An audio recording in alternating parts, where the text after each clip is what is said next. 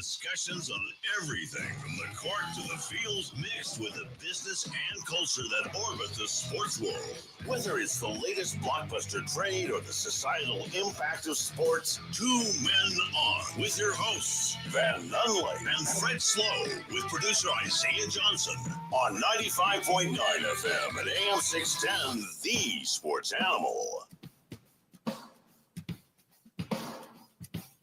It's Monday, Albuquerque! You know what that means? Well, normally that means we're at Howie's Sports Page. We're not at Howie's Sports Page. We're just down the street. We're at the Tapia Boxing Academy. Let's go! I mean, we're not at Howie's Sports Page yet. Yeah, we're going to go later. Yet. That's our thing. Yeah, we're too close not to. You know, if we're in the neighborhood. We're in the neighborhood. It's right down the street. When in Howie's. I'd have one. Hey, I'd have a beer. I'd have a beer. We're here at the Tapia Boxing Academy, 4770 Montgomery Boulevard Northeast, right next to our friends over at the Recognition Place. Jason York will join us in the 5 o'clock hour. We're excited to talk to he about the world of sports athletics and how you can support your community teams here in town with trophies and participation. Love it so much. That's the deal. Back at the studio is Isaiah Johnson. Isaiah, welcome. Thank you. How are you guys doing? That's not the energy we wanted to start with. I didn't want to say it the way you said it, but yeah, room for improvement there, Zay. It's like well, if you guys hi fellas, how you doing? Yeah, It's a great Monday. Yeah, that's the one. Better. That's better. Well, and I think I came in a little hot. I went straight from the YMCA. Okay. I'm all jacked up on this Celsius energy drink. What is that? And Did you get that at the YMCA? Because they don't get at a gas station. Yeah, they don't give that out there. No, they do not. They probably would advise against it at the YMCA. Speaking of the YMCA, I got to smash up a speed bag over here. Yeah. At the Tapia Boxing Is that Academy. drugs? I'm amped. Are you talking about drugs? I am amped. Oh, an actual speed bag. Not a speed ball. A space bag. Not a space bag either. Speaking of the YMCA, pay nothing until May 1st for family and single parent memberships right now at the YMCA. Go check they out. They are an option for you. I cannot talk about Saturday. What? I just said I can't talk about it. Okay. I cannot talk about Saturday. Oh, please, Fred, tell us about Saturday. No, I can't, guys. I can't talk about it. But Fred, please.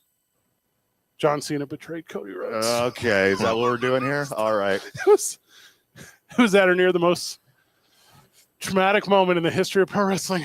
Standing in the ring at Elimination Chamber was The Rock. For some reason, that rapper you like, Travis Scott.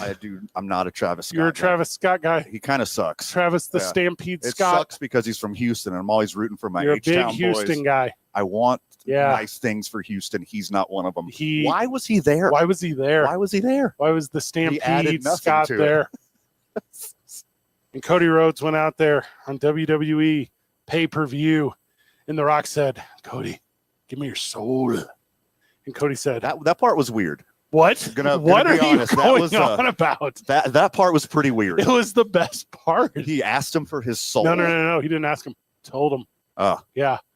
So this is the biggest thing in the history of wrestling, all time, because it was strong enough to make its way to my algorithm, and I give zero bleeps about the WWE. The only wrestling I care about, obviously, is the exploits of our champion Hobo Hank at NWA Presents whatever. Duke City you know for a Wrestling. fact it's NWA New Mexico Duke City Championship Wrestling. Presents. Also, brand new logo. What do you say in partnered between? with? You say them all together in a row? I do every time. You don't say brought to you by or presents or... are you talking about NWA New Mexico Duke City Championship Wrestling? That one. Yeah. That's how you say it? It's pretty people sweet. Get it. It's a little wordy, but I like it. We're at the Tapia Boxing Academy. We're going to have Nico's going to come on. He's making his fight debut. Johnny Jr. is going to come on. Boom. He's making his debut. Teresa's going to come on. We're going to talk to her. We're going to have a ton of fun here today talking the world of combat sports. And that's why we're leading off with the most important thing in the history of all sports, which is this past Saturday at Elimination Chamber. Okay. When John Cena betrayed Cody Rhodes in front of 38,000 in Toronto. And you could hear it from me at my house yelling into the TV screen, going, "Cover your heart, Dr. Rhodes, cover your heart." Because whenever The Rock was going to take his soul. Oh, he actually tried to take his soul? I missed that part. What do you mean you missed that part? He did some Kali Mar stuff He on was him? doing Is that Kali what Mar. he- Kali Mar. Did you not hear my short stack impersonation I just did? Sorry. Cody. That's what that was. Kamehameha. Okay. It's been a while. He's going for. Well, hold up. Yeah. Temple of Doom is the best one. So as he's going to get to steal his heart, Cody blocks it by saying he says the F word. I saw that. Yes. That's the first live F-bomb on purpose in the history of WWE. That is right? very correct. That was written into the script. Yeah. Well, that's a big moment. I think, well, by the way, it's all streaming now, so it's not FCC the way that it used to be. Mm-hmm. Also in Canada, I think the rules are different. Are they now? I don't know now. So you could say a F-bomb in Canada on TV as long as you say sorry afterwards. Oh, sorry. Oh, sorry. Yeah. Sorry for my dirty mouth. I didn't mean to upset you there. Oh, my goodness. So he says it, and he turns to give John Cena, what's better than a high five? What's a high five where you pull each other together for a hug? What is that called? Dapped it up. No. Is that what he did? He No, dapped it up and brought it in. There was no finger action, though. I'm sorry, what? You know, whenever you dap your finger. So No, you don't. you don't. You don't. No. You shuffle up It's the fingers. palm on palm action, dude. What are you doing? This isn't Michael Jackson stuff. Isaiah, welcome to the conversation. We need a third opinion here. So as John Cena and Cody Rhodes go to do what Van is referring to as a dap, would you say that's what that was, or would you say it's just like a brolicious high five? Not a high five. I would say it's a dapping up and bringing it in. Boom. Okay. Might be the way. I don't know if there's like a finger action. There's more of like a grip, like a double fist. I think he's talking about when you dap it, he brings his middle fingers in and gives you a little palm tickle like a weirdo. Like a Michael Jackson. Yeah, for sure. That's what I think of whenever I think of that. So he pulls them in, and then after he pulls them in, he's The Rock. Mhm. The Rock. Not the country, the person. Not Alcatraz. A rock. Yes. Yeah. So he does the Undertaker throat slash to John Cena. Is that what that was? I was wondering. What did you think of I that? just thought it was like an original moment for him. Like I didn't know he took it from somebody. I mean, the throat slash has been done for some time. Yeah, for sure. So he does the throat slash, Mhm. and then John Cena takes one step back, which is what Donald Trump and J.D. Vance should have done And with Vladimir Zelensky, but that's a different conversation. Paul Abdul as well. Yeah. One step forward and two steps back. Yeah. When And we then- get together, it's opposites attract. There was a kitty cat. Yeah, it was a cartoon cat. Cartoon kitty Yeah, cat. it was bestiality. Yeah, there that's what it was a was. tension Yeah. there. It was like in that movie, Blank But Check. it was cartoon bestiality, so that's fine. Have you seen Blank Check? With Richard Pryor? No, that's Brewster's Millions. That's My Brewster's bad. Millions. My bad. It's similar premise. Same thing? Blank Check is from the 90s, and this little dude gets a blank check after this millionaire rides over his motorcycle or over his bicycle, and then he writes on it $1 million from Mr. McIntosh. Okay. And then for some reason he kisses an adult woman. Okay. That made it to the big screen. So huh? John Cena steps back and low blows Cody Rhodes. That part I remember. That part stood out. Yeah. It was awesome. You got the whole ankle in it too. It was wasn't just a foot. You got all the way in there. Well, if you know anything about anything in the world of pro wrestling, he's always worn those stupid shoes and those stupid jorts. Not always, like when he first came up. When he started rapping. Yeah. That is correct. Yeah. And it was since 2003 in the making, John Cena going heel, and he went heel over the weekend. And I went like this. I went to that United Black and Yellow party, and then after that I went home to start it late, and I went like this in like the middle of the night, like post 11 p.m. before midnight. I went and lost it as a 40-year-old man. Yeah, because he's been doing it for over 20 years since 2003 at a high level, and he's been a face this whole time. The whole time, the face of faces, and he waits for his farewell tour to go heel. That is so sweet. So sweet. So I feel like when he fought Rey Mysterio a little while ago, he was pretty close to heel. He was walking a real thin line. He was pretty close then, but he did. Yeah, he didn't kick him in the no dads. But he did Cody Rhodes. Yeah, you see Travis let out a real like punch. All right, so I got a problem with Travis Scott. Yeah, that was a little bit too real of a hit. Yeah, he didn't pull back on that one. That took me back to St. Louis. That took me back to after your buddy gets in a fight with a guy in the street. Yeah. And your buddy beats up that guy when you go over and just slap that dude in the face already laying on the ground. And also you go through his pockets. Yeah. That's what I felt from Travis Scott was he was about to go through Cody Rhodes' pockets. And what was he doing back there? Was he saging the ring? Like, what was he doing? He was vaping. He was vaping? smoking marijuana. Okay. Yeah. I thought he was. The Rock like said in the post show that he was high as a kite. Okay. So that's a shame. Par for the course. So, and also I think they stole Cody Rhodes' Rolex, which is part of a story as well, because that's his dad's Rolex that he had to pawn whenever Cody Rhodes was born for him to have a chance to make it into pro wrestling. And then Triple H bought the Rolex back, and Triple H is now the chief content officer for TKO and WWE, and he gifted it back to Cody Rhodes when he won the championship. And now John Cena has stolen it alongside The Rock, who, by the way, is the final boss. And now these two will have to battle at WrestleMania, the grandest stage of them all, presumably on night 2, Sunday night in Las Vegas at a sold-out, whatever stadium sponsors the golf tour thing. Mm-hmm. SoFi? I thought it was Allegiant. I didn't know which one's in Vegas. Vegas is Allegiant. Okay. Yeah. Okay. It's going to be wild. That is going to be wild. I'm here for it. I'm very much here for it. Like, this is like the first moment in wrestling that me, as someone who doesn't care, is like, now hold on. Now you care. Now you got me too. This is like when the dragon showed up in Game of Thrones. Yeah.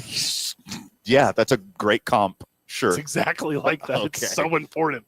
It's like the most important thing that's ever happened. We're talking the world of combat sports. We're talking boxing whenever we get back. There's a huge event coming up April the 12th. It's ICS Mania 1 that is going on at the Pit. It's going to be incredibly cool for a lot of individuals here in the state of New Mexico. They've never seen combat sports at the Pit. It's going to be a moment of excitement. Sure. And for a certain family, the Tapia family, it's going to be even more exciting as Nico and Johnny Jr. are making their debuts. Guess who's going to join us when we get back?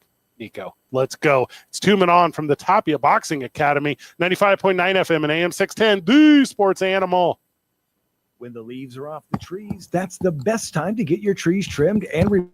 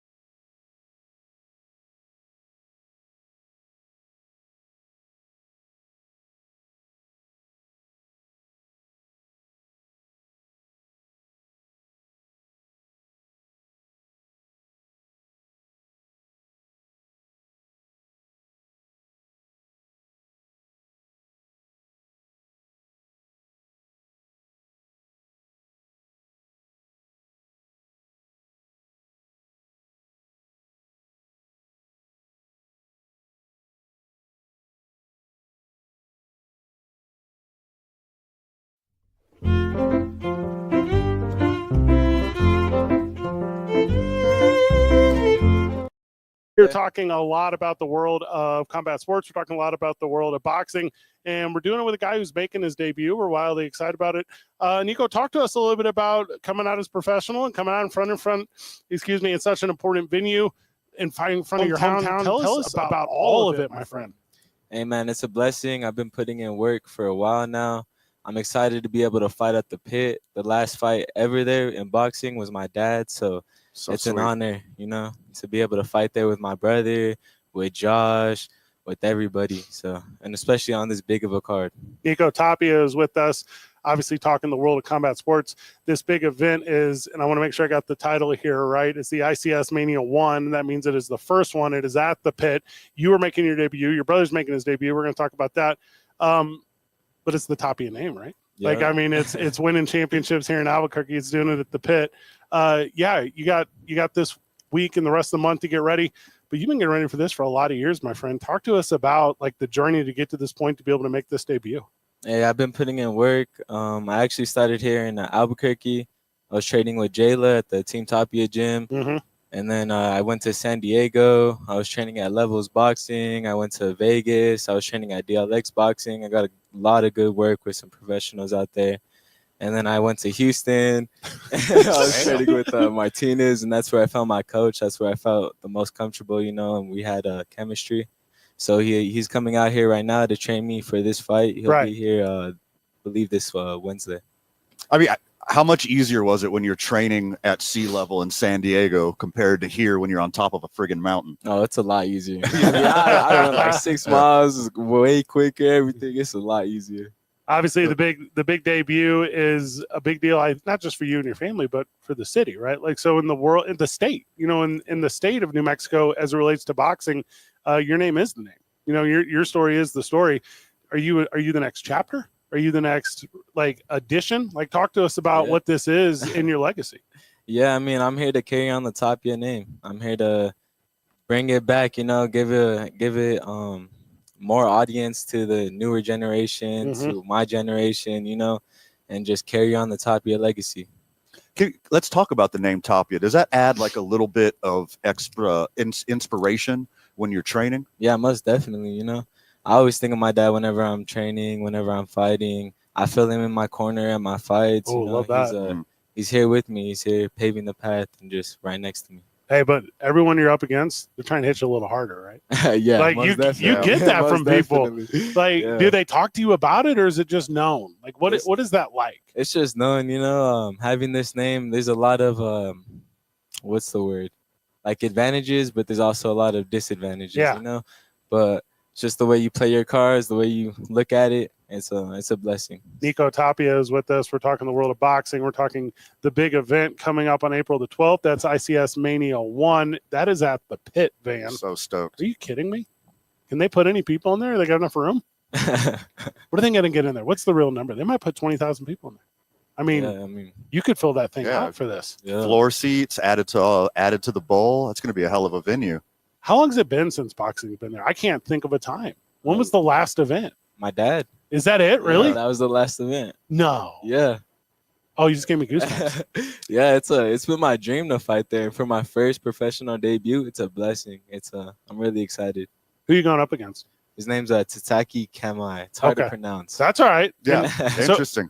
All right, so and it's the ICB vacant super middleweight title, right? Yes. So what's middleweight? What's that, like a $150? I have no idea. Yeah, it's like 160. Oh, okay. I don't know I don't know. I'm fighting at 168 though.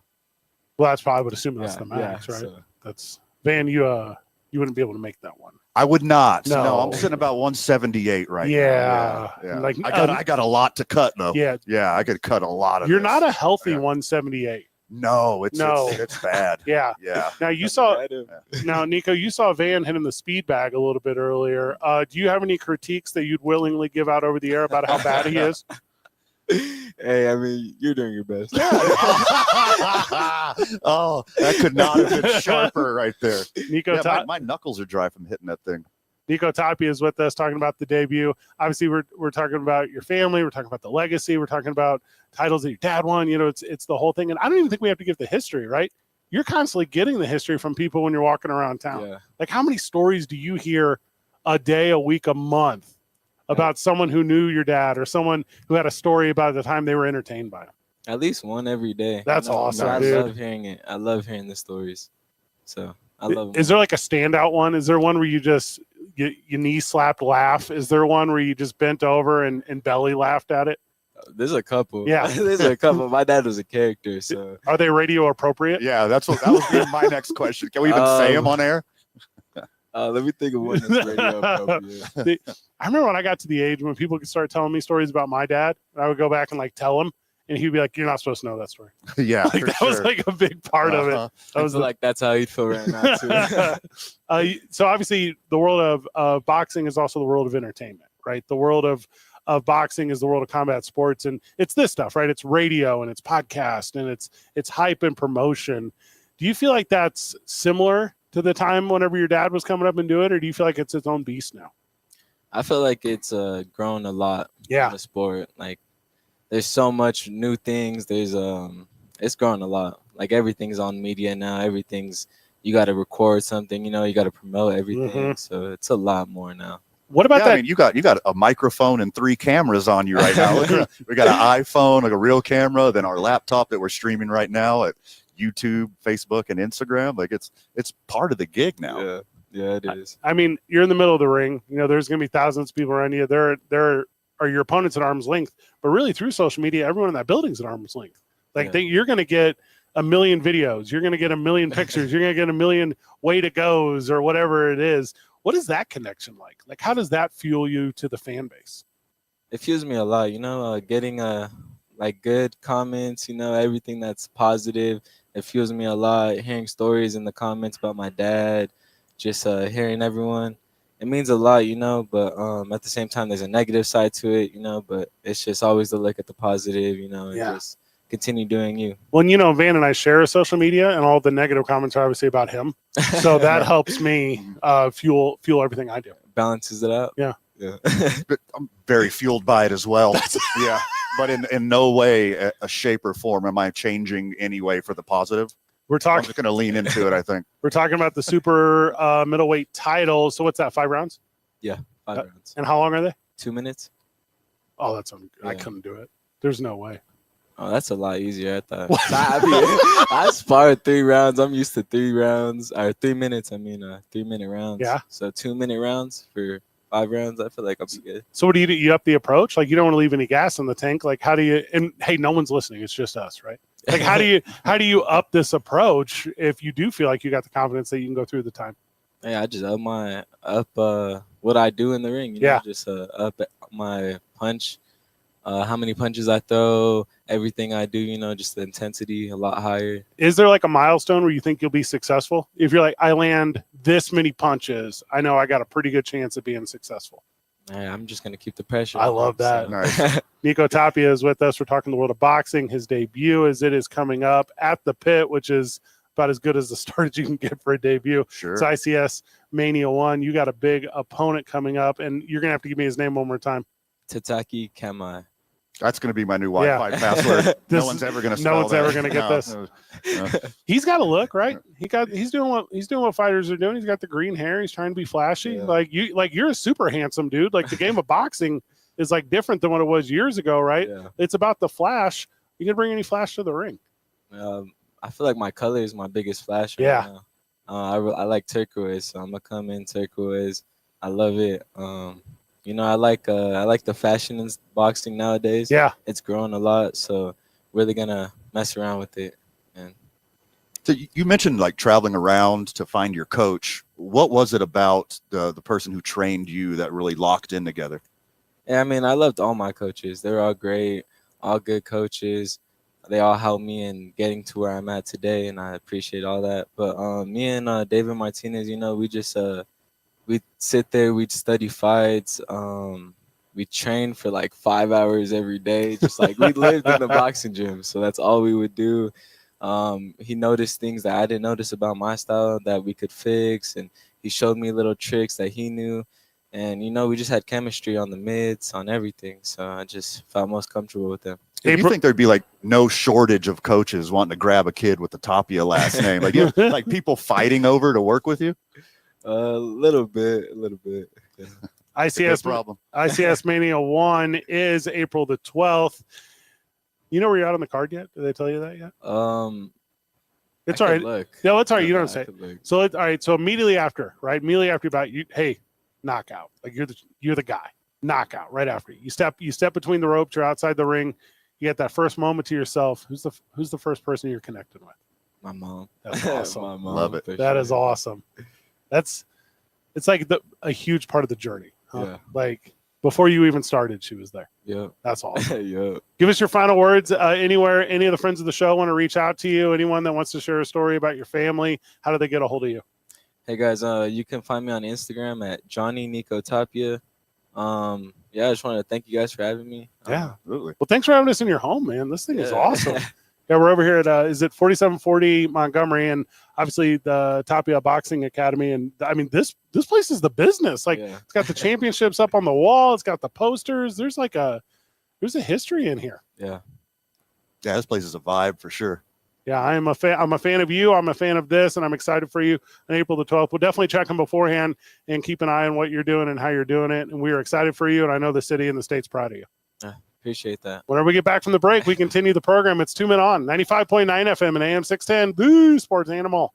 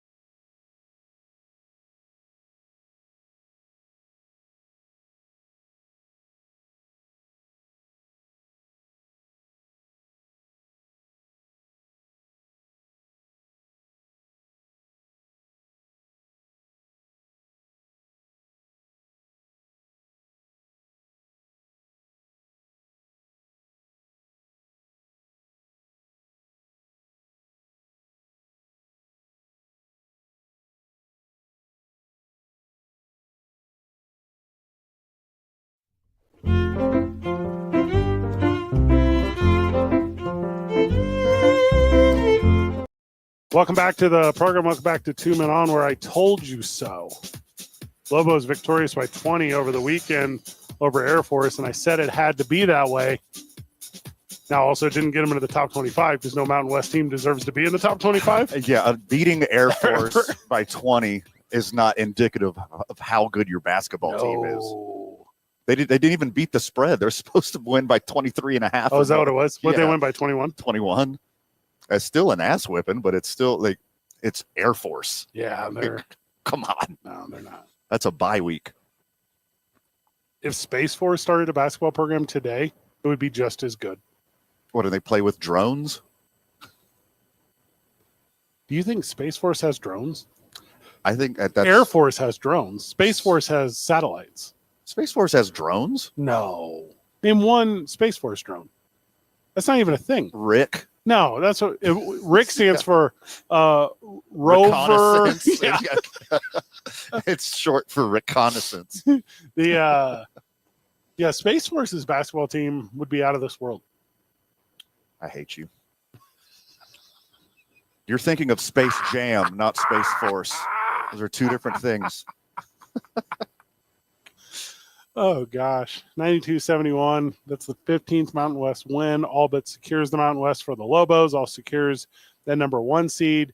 Air Force is straight garbage. They're bottom tier booty. This is exactly what the Lobos had to do to them, and they did it to them. Good. You know what I mean? Like, do the thing you're supposed to do. Oh, sure. And everybody got in on the action, too. Like, the bench got some significant minutes finally. Donovan Dent only played 36 minutes. Like, that's a record for him this season, I believe. Way to go. I think that's the most nap time he's had all season. They're going to set the single season record for conference wins this year, which is incredible. Yeah, good job. Hey, good job. Good job. Good job. Mm-hmm. Let's I see. feel like there's a butt coming, though, isn't I there? mean, let's see it in the tournament. Okay, there it is. Uh-huh. That's what I'm saying. That's more like it. But hey, with reserves, you have to beat Air Force by 20. With reserves, they beat Air Force by 20. They did it. They're that thing. Even despite another poor shooting performance from True Washington. What are you doing? Why are you saying he's that? got to get it together? Why are you being a jerk? If they want success. I'm not a jerk. Room for improvement. Do you have double-digit points? Yep. Okay. 5 Lobos had double-digit points. He could stop shooting threes. And mid-range jumpers. Okay. And yeah. The only guy who can shoot mid-range jumpers in this whole earth is DeMar DeRozan. We talk about this all the time. And the previous Carmelo Anthony. I think those are the last 2. Is he still playing? Somewhere. In his driveway, I guess. Games. Yeah. Playing games. The best part about this program and when we do Monday shows is you only have to talk about the Saturday for like 5 minutes because Lobos visit Nevada tomorrow night. So there you go. It is the last one on the road for the Lobos. I don't know the name of the venue out there. Laurel? I would never know that. I don't know. Yeah, but they're headed out there. They will get their school record, 16th conference win, which will be awesome.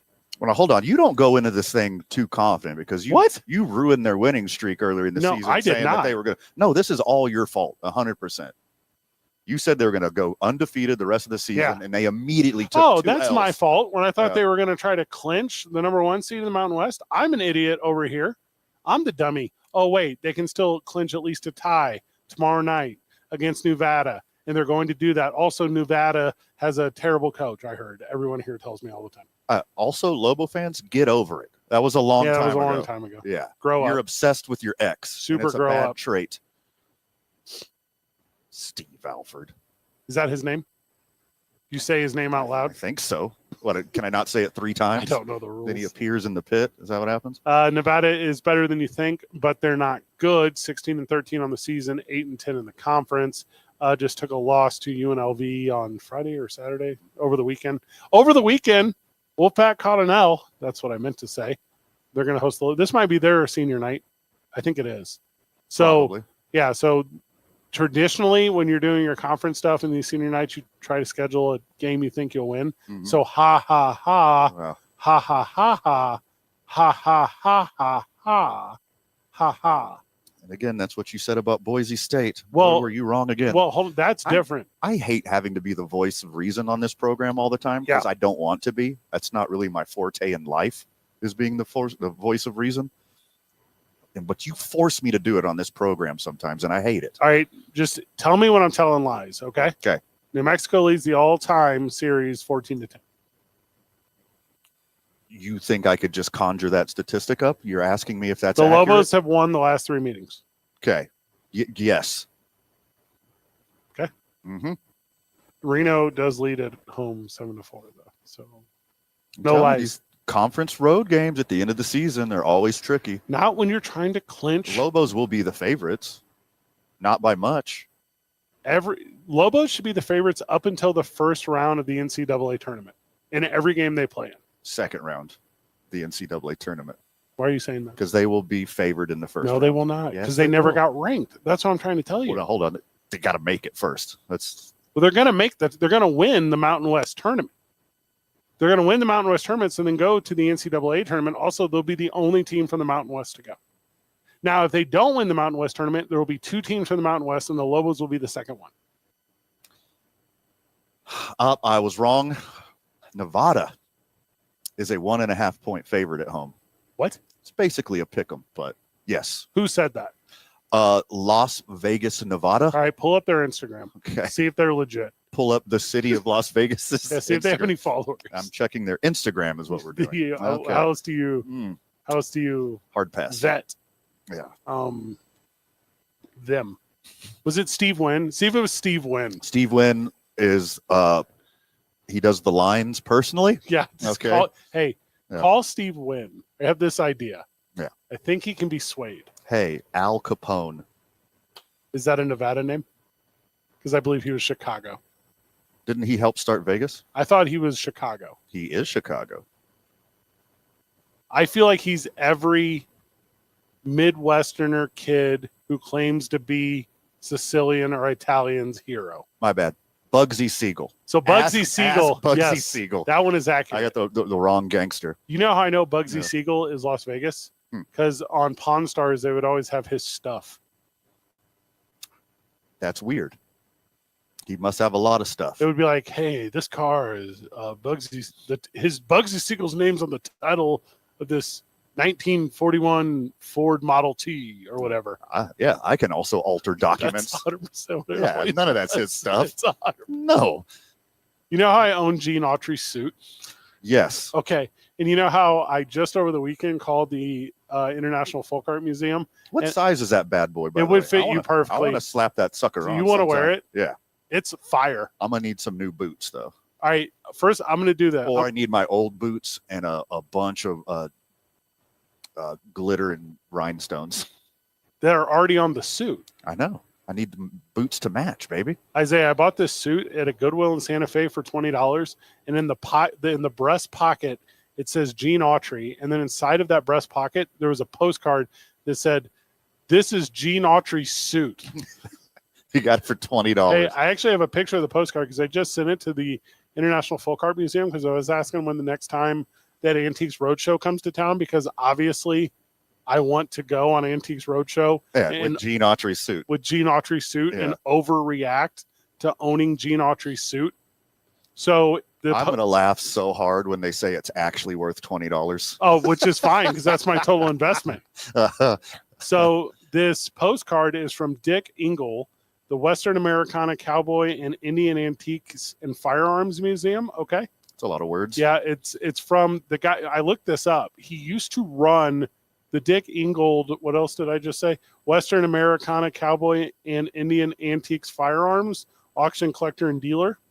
So his name's Rob Neal, or it's to Rob Neal from Engel himself, and it says, if you look inside the jacket's inside pocket, you'll find the label made for Gene Autry and date. If you can't find it, call. I looked at it and it's there. So this thing's super authenticated. This is from 1991. The suit's from 1959, and I want you to wear it. I will. Has it been dry cleaned? It can be. Okay. Let's do that first. Wearing things of somebody that like is dead. They're now deceased. Yeah, something really, really. It's just I feel like they're like going to soak into my soul. Or What? something. Zay, that is half my closet is thrift store stuff of old dead people. The suit, I believe, came out of another dead person's house because I got it at the Santa Fe Goodwill. Yeah. And there's no way whenever that family donated it that did they know? They didn't check. Who checks the pocket before you donate? First of all, you should. Yeah. That is the thing you should do. Also, I'm not one to introduce or endorse weird businesses on this show. But Van, I took 16 articles of clothing. Okay. 16 articles of clothing today to a tailor who's not a regular tailor because although he's good, he takes a month and a half to do anything, and I don't have time for that in my life. 16 garments, Van, to get tailored to my I've lost like 50 pounds frame. Okay. This is the wildest number you've ever seen, right? I was going to guess more. That's a good deal. Yeah, that's sweet. That's a good deal. That's a good number. I'm about to wear so many shades of blue jeans. Was my guy the best in town? Was he overbooked? Is that why? It's just why is it always a month and a half? You had to slum it with those people. No, first of all, I'm not slumming it with them. They were excellent and nice and kind. Okay. And if the opportunity comes that they want to be a part of the program, I will super endorse them for that. But I'm saying our regular guy, it doesn't take a month and a half to bring in an inseam. It just doesn't. And well, I mean, when you're the best in town, you got a long list of stuff. Shout out to Izzy. Yeah, you know what else I have? A long inseam. And he could get those stitches real quick and say, you could set me out the door with my garment. Well, you could pay priority prices. You could bump it up. try. You could bump it up to the top of the list. Dog, I try. I'm like, hey, here's a little Benjamin Franklin. So you got a good price. You should be proud of that. I did really good. Yeah. That's a lot of garments. I went in there and ussed them down. And also, I was like, you could have probably got new shirts for that much, but these were no shirts here. Okay. This was all suits. Okay. And Levi's. That's definitely a good number. It's a good number. Yeah.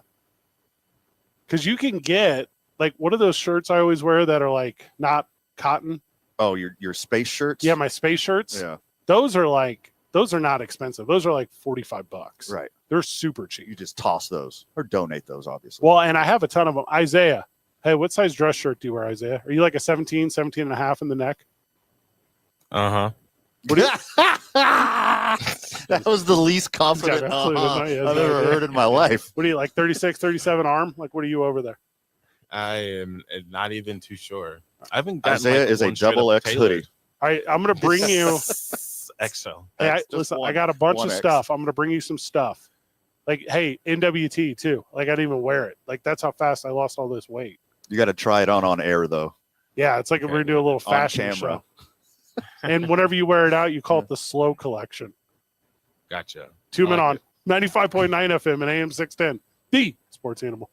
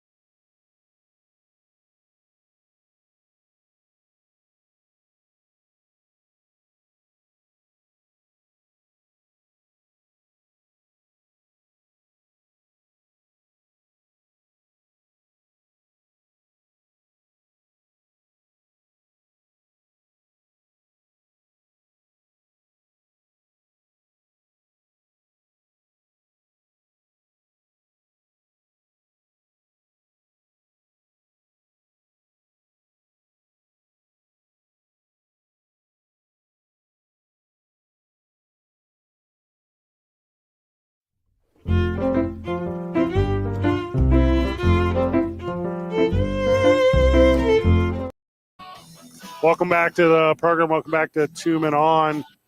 Handful of minutes before Johnny Jr. joins us. That's Johnny Tapia Jr. We're excited to have him. He's making his professional debut April the 12th. That is going to be a lot of fun. We will talk to he about that as he is. I want to make sure I got the name of the event right. ICS Mania 1. It's Yeah, the first baby. one. Baby. Stoked. The first one. Mike Moustakas is signing a one-day contract to retire as a member of the Royals.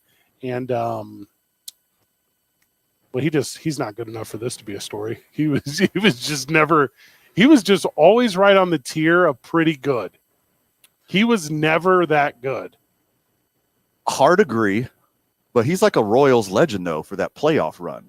The 2015? Yeah. Yeah. For sure. I mean, that's enough to be in the Hall of Honor for the Kansas City Royals. Hey, I get that he doesn't have to buy a steak dinner in town. Like, I get Because he has a steakhouse, probably. I would assume. I think he's probably got a steakhouse. I'm sure Boulevard Brewing throws him a fair amount of kizash. Okay. Yeah. Also, everyone in town that doesn't know what Boulevard Brewing is, outside of Albuquerque, New Mexico, they have actual breweries that create palpable beer, and you can drink that all over the country. This is not the Mecca that you think it is.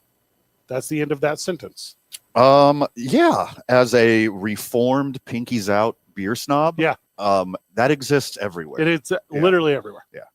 Also, you can't beat a Mexican lager. I don't care if you put flowers in your beer. Yeah. If you put extra raspberries or whatever. It's just squirt some lime into a Mexican lager, you dork. Please and do some yard work. Yes, please. Like, let's go outside and do some choring. It's going to be May the 31st at Kauffman Stadium will be his retirement ceremony. It's nice that he's retired before they're in that new whatever they're going to be in. So there you go. I think, and this might not be incredibly accurate, he might be outside of like George Brett, the most Royals jerseys I've ever seen. It's a cool name. Yeah. Yeah. Moose. It's a cool name. It's a cool nickname. He was beloved. That postseason run, 15 games, 2 doubles, 5 dongs, 558 slugging, 817 OPS. Kind of like did his best work. Pretty good. At the right time. But he's no longer on the loose. No, the Moose is not on the loose. No, he is in Kansas City. He's not free. Yes. He's free Disney, please. That building, that stadium will vibrate for one more night. They're gonna go bonkers. Have you been to Kauffman? You got to bring all the people too, like everyone on the team. Yeah. You got to get Hosmer there. Yeah, all of them. Alex dudes. Gordon, Yeah. all those dudes. I don't think Alex Gordon left. I'm assuming he's just still in Kansas City. He's mayor. Yeah, should be. Owns a couple of Raising Canes. Have you been to Kauffman? I have not. So It's you on got the list. You got to go this season then. Isn't this the last one? No clue. It's this one or next one. Okay. You got to go like right now. They're moving it.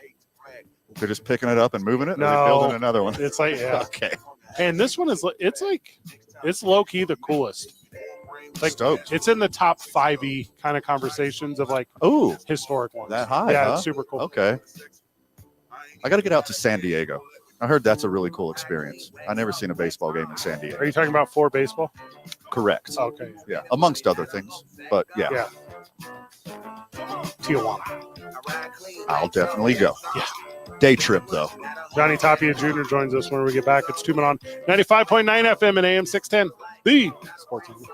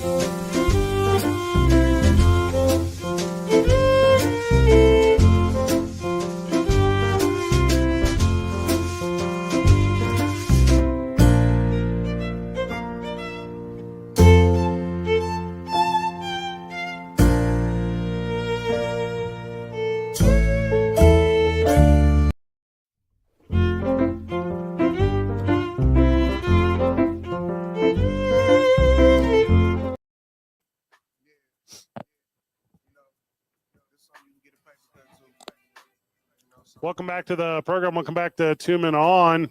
We're at the Tapia Boxing Academy, and how fortunate we are to be sitting down with Johnny Tapia Jr. Let's go. Yes, sir. Welcome to the program, brother. Thank you for having me. Speaking of brothers, just had yours on here. Yeah, that went really good. I thought it was good. Yeah, it went really, really good. Johnny looks familiar. Did you go to the office, Johnny? Yeah. That's Got the call Just out. outed him immediately. Yeah.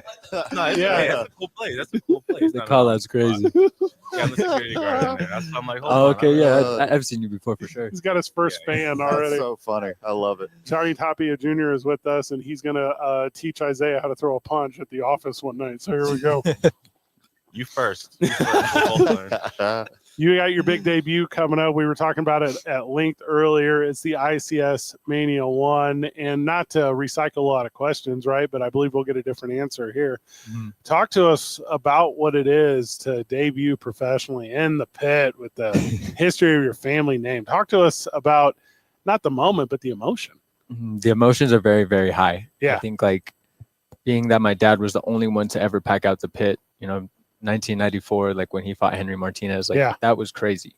And now that we're here, we're grown up now, we're fighting, making our pro debut here at the pit. And if we could pack it out like he did, Yeah. that would be amazing.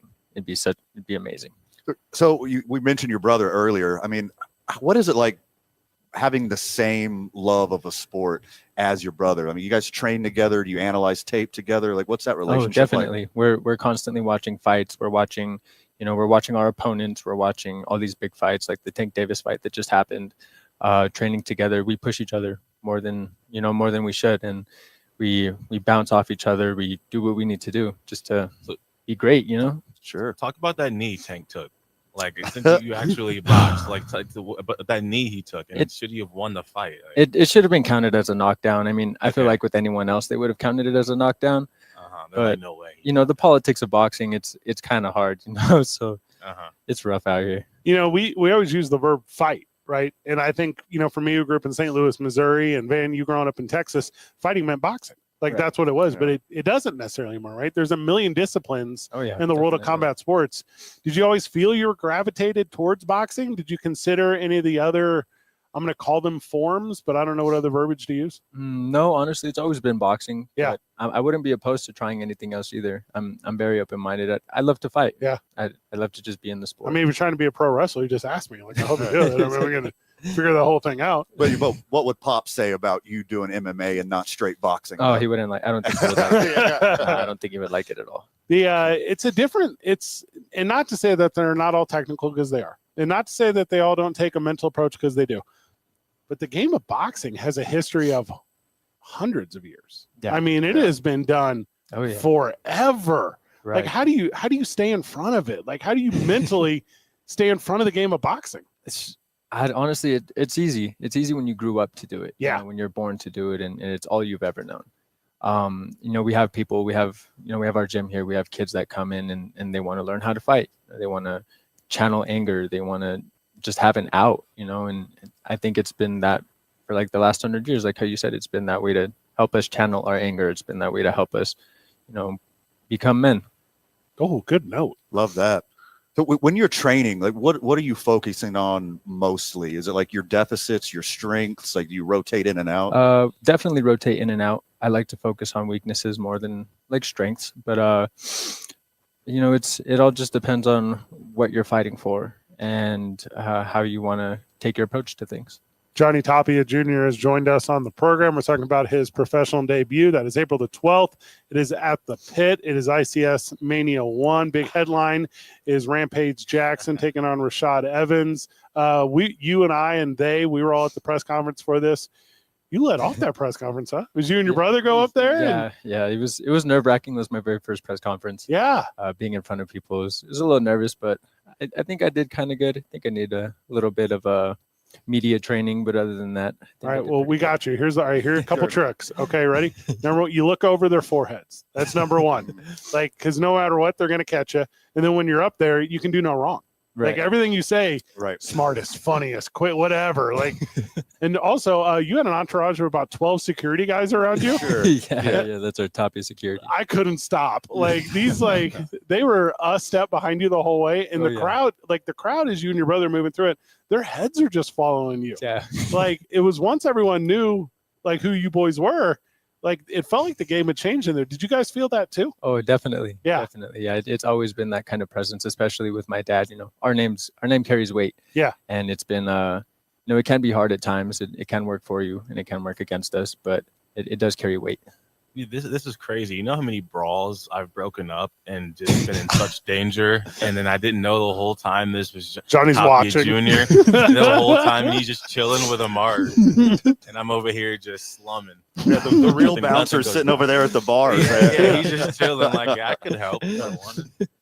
Let's talk a little about the venue. Like you're gonna pack the pit out, man. How good of a feeling is that? I'm a little nervous. I want my dad to be here for this so bad, but I know that he's here in spirit and he watches over us always. But man, I'm so nervous for that night. When that crowd, and it'll be thousands of people. Oh, when that crowd starts chanting Tapia, like it's for you, it's for your brother, it's for your dad. Thinking about that, isn't that a crazy notion? Like shirts with your name, like in the crowd, and not just your shirts from '94. Right. You know, it's going to be that deal. How are you going to sleep? Like there's a month and a half before then. Like how are you going to get a moment's rest before that night? All I do is, like I'm going to pray to God. I'm going to meditate. I'm going to do what I need to do. And I know I'll be okay for that night for sure. Yeah. And dap up Isaiah when you see him drinking a mark. That'll be the other part of it. Johnny Tapia Jr. is joining us. He's got his big pro debut. That is April the 12th.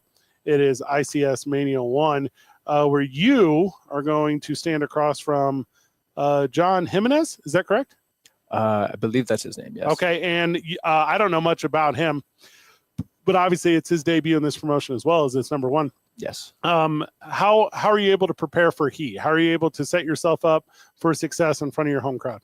Well, we break down our opponents. Yeah. We find any fight videos we have of him, training videos, break down his weaknesses, his strengths, and that's kind of my coach's job, Coach Martinez. He'll do all of that, and he'll kind of base our training regimen, my training regimen, on how that man fights.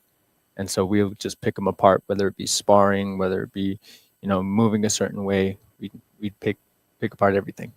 I used to run social media for 2 different universities. And whenever we would go through practices or whatever, and we do social media content, say it was like a basketball play or something, the coach would be like, hey, put this up online because it's a play we're never going to run. That's smart. Yeah. Yeah. Sure. Now, is that similar thing in boxing? I think so for sure. Yeah. Yeah, for sure. Just kind of put that ploy out there for sure. Yeah. But I don't know. We do what we need to do, We're always prepared for whatever comes in the ring. So get creative with it. Yeah. You mentioned you had all these nerves. You have all the preparation, all the training, but those nerves are still going to be there. Oh yeah. When do you think it's going to go away? Like when you step in the ring, when you hear the bell, or is it going to take a pop in the mouth to make you snap out of it? Honestly, I don't think they'll ever go away. I think I'd be a little scared if I didn't have the nerves. Boom. That's what keeps you on your toes. That's what keeps that edge for sure. Johnny Tapia Jr. joining us on the program, and Isaiah is waiting at the bit. Isaiah, you've never been to a boxing match. No, I haven't been to a lot of boxing matches. I mean, this is the one that get you started, right? Like you see him every night, like over at the office. Let's get you. Yeah, I'll give Kun some slack. Once I see him once a month. Well, and that's the reason we ask Isaiah. Like, he's never been to a boxing bit. What is the first time fan gonna see, Johnny? Like, what is that gonna be for them as they come out to celebrate you, the heritage they don't know they celebrate in the pit? Man, it's going to be a bloody war. Yeah. It's going to be war. That whole night, the card is stacked. We have a bunch of fighters here from Albuquerque, and it's going to be war. It's going to be amazing, honestly. The vibe, the crowd, everything, the whole energy of the whole fight is going to be amazing. Yeah. What's it like getting to work with Rampage Jackson and Rashad Evans? Those are some big names in the combat world. Honestly, it's so cool. I got to hang out with Rampage for a little bit. He has such a dope personality. I feel like Rashad's a little more reserved, a little more quiet, but they're very, very cool. It's pretty awesome. I got a question. Yep. So when you're training boxing, like it's day in and day out, so it just naturally gets to a point where, you know, because I know that I mentioned you, I recognize you from the bar. So like when you do go places like that and you are a fighter, whether it's MMA, boxing, when you walk into that place, is it just a way of life you go about where you're like, nothing's going to get me to throw a punch? Or do you walk into places like, all right, there might be drunk people in here. Like, let me make sure I'm prepared for all situations, especially having the Tapia last name? Or is it just you've kind of learned the way of life and no one can get you to that point? Because I've never seen you lose your cool in this, obviously, but No, I've kind of learned the way of life. You know, it takes a lot for me to really be angry, and it's also not worth it. You know, like people don't fight fair nowadays. You know, and it's like they're drunk. You know, they don't know right from wrong at that point in time. So you can't really be too hard on them, even though like a lot of them can be annoying. But it's really not. It's really nothing to me. Johnny Tapia. Johnny Tapia Jr. is with us talking his pro debut. For those that don't know, what's the difference between amateur and pro? Like, what's the difference competition-wise? What's the difference professional-wise? So with amateur, you have to wear headgear. They do have an open class now where they are doing it without headgear. You're using bigger gloves, you're using 12-ounce gloves, and you know, you're either 2-minute rounds, 1-minute 30 rounds, depending on how experienced you are in the amateur world. As far as pro goes, obviously no headgear. You're getting paid to fight. It's focused more on ring generalship. You gotta. I don't want to say that amateurs like you just tap, pitter patter, because that's kind of what it is. There's obviously skill that goes into it as well. But with the pro side, there's definitely a lot more attention to detail for everything, as far as making someone miss or throwing more punches, counter punches, jabs, and a lot of that is counted more. Wild. Yeah. The score. Sorry, man, to cut you off. Obviously, I know a ton about promoting here in the state through my pro wrestling. I know a ton about the rules and everything involved with it.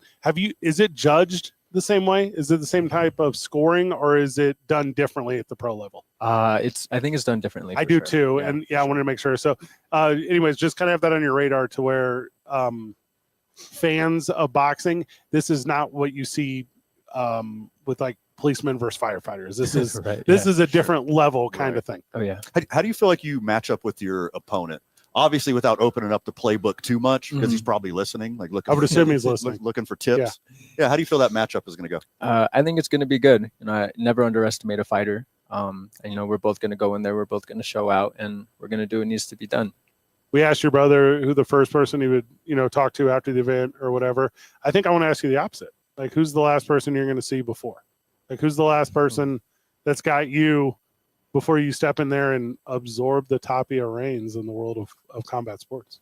The last person? Yeah. I think my mom. That's awesome. Yeah, my mom. She's going to be the one to be like, all right, you got this. You're going to get in there. You're going to show out, and you're going to do what you need to do. Is it a home-cooked meal the night before? Yeah, for sure. That's so sweet. For sure. That's incredibly sweet. Johnny, where are you available at? Where's your social media? How can our friends of the show reach out to you if they want to support? You can reach me on Instagram at Johnny_JLT and Snapchat Johnny-JLT. That's pretty good. How does it work with your fit? Can you put branding on it? Can you do endorsements? How does that work? Yeah. Anyone that wants to sponsor, anyone that wants to, you know, just have their brand be out there, definitely hit us up. We need we're making a 2-minute. Yeah, we need to put the 2-minute. Yeah, that's what we're doing. For sure. Figure that. Go down to the things remembered and just figure it out. We got to do that. Sure. There's something to that. I'm in. Yeah, we could do something really, really cool. We do something dope. You know what I kind of like? All right, you gonna wear a robe? Is that part of your? Yeah. Oh yeah. See, that's what I just want the belt.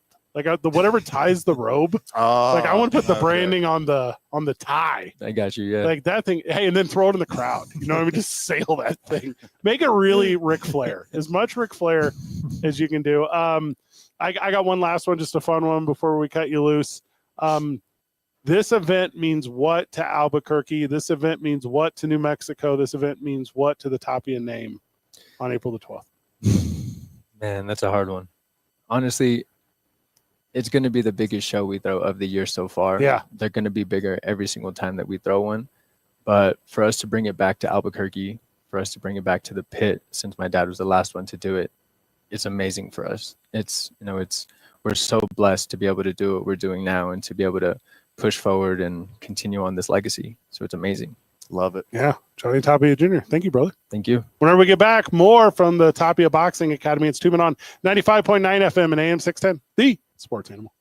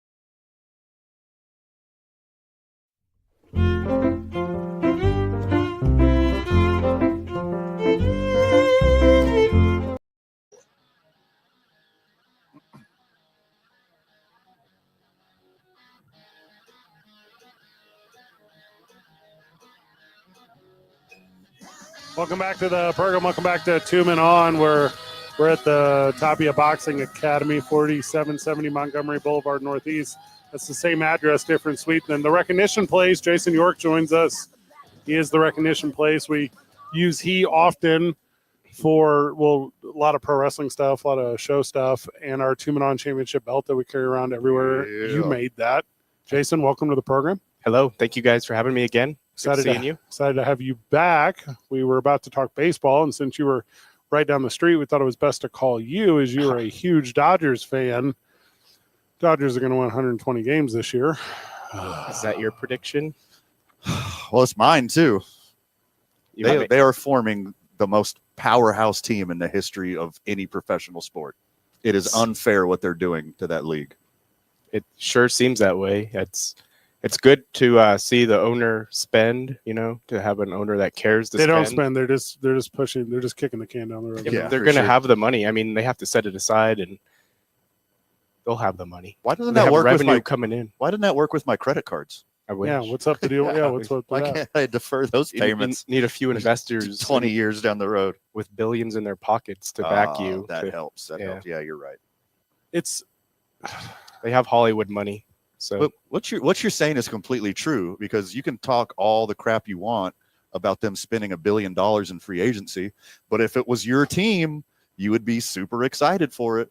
well, most of the owners are, billionaires themselves, or at least several Multiple hundred millionaires. times over, Yeah, yeah. and they could invest. It's just a matter of if they want to take that risk, and most don't have the availability to, or all the merchandise that they sell too with Dodgers and Ohtani. I mean, they just rake in the money that way. So they're able well, to. and it's not just U.S. money; it's like worldwide money. We Exactly. saw a thing today where the Orioles forever through Nesson owned this stupid TV deal where they dictated who and who couldn't watch the Nationals. It was this whole thing.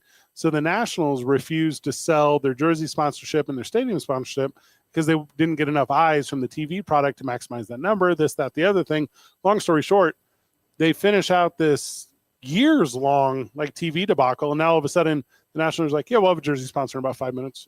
Yeah, we're going to put a name So on the easy. stadium in about seconds, because there's just so much money in it. Yeah.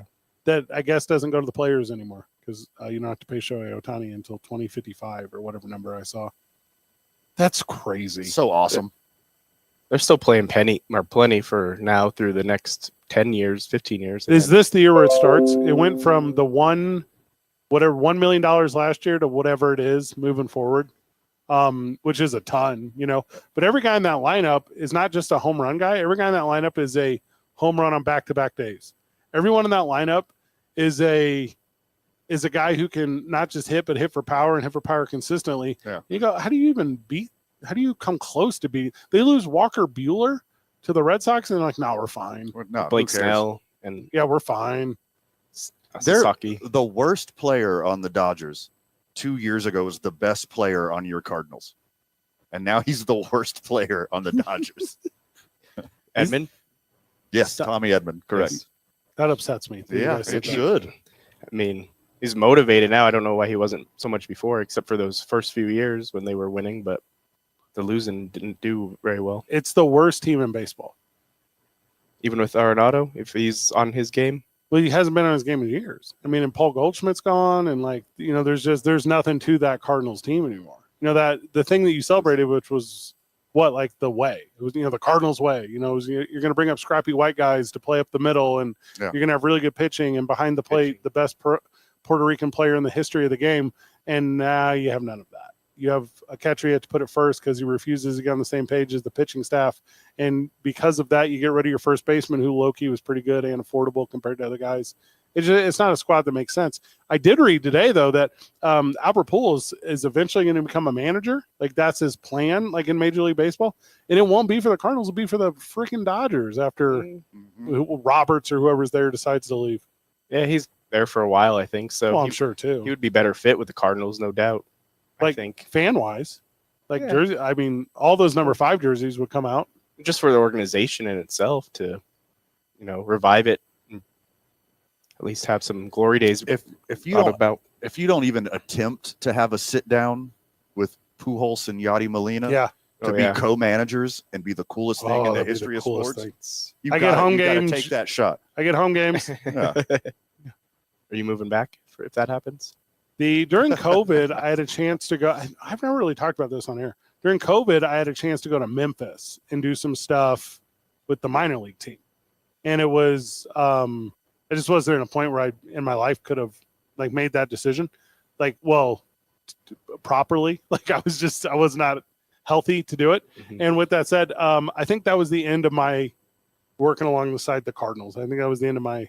I mean, KMOX is still wildly kind to me. You know, like if I go out there, they're super cool. But yeah, I think my childhood dream of, you know, being the next Bob Carpenter or whatever is 100% gone, which is wild to say out loud.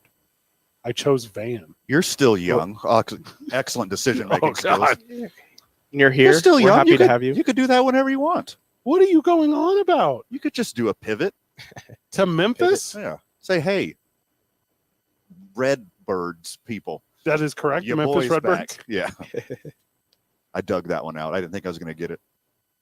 It's all different now with TV and stuff. Because, like, I don't know if you guys read it, but it was ESPN was like, hey, we're going to cut $300 million from what we're willing to pay per season for Major League Baseball. Major League Baseball was like, we can easily get that from a ton of streaming services. So easy. Let's see. We'll And see if it can and happen. the streaming service will probably cover baseball, unlike ESPN, which it's only Cowboys and Lakers. And Dodgers. They'll do Dodger stuff. Shohei or nothing. Yankees. They do Yeah. Yankee stuff. Beard stuff. That's it. That is that. Yeah. Well, and here's the problem.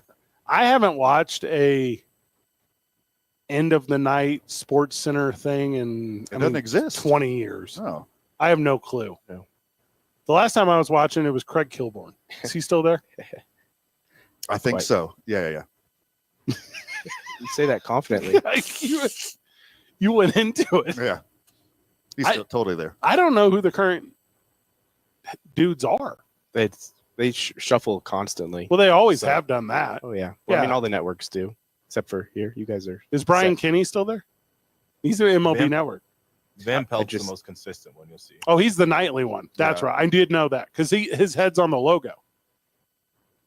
It's like whatever game they cover goes straight from that to him. Well, if you remember, they fired Ryan Russillo all those years ago because that was the best thing going for them.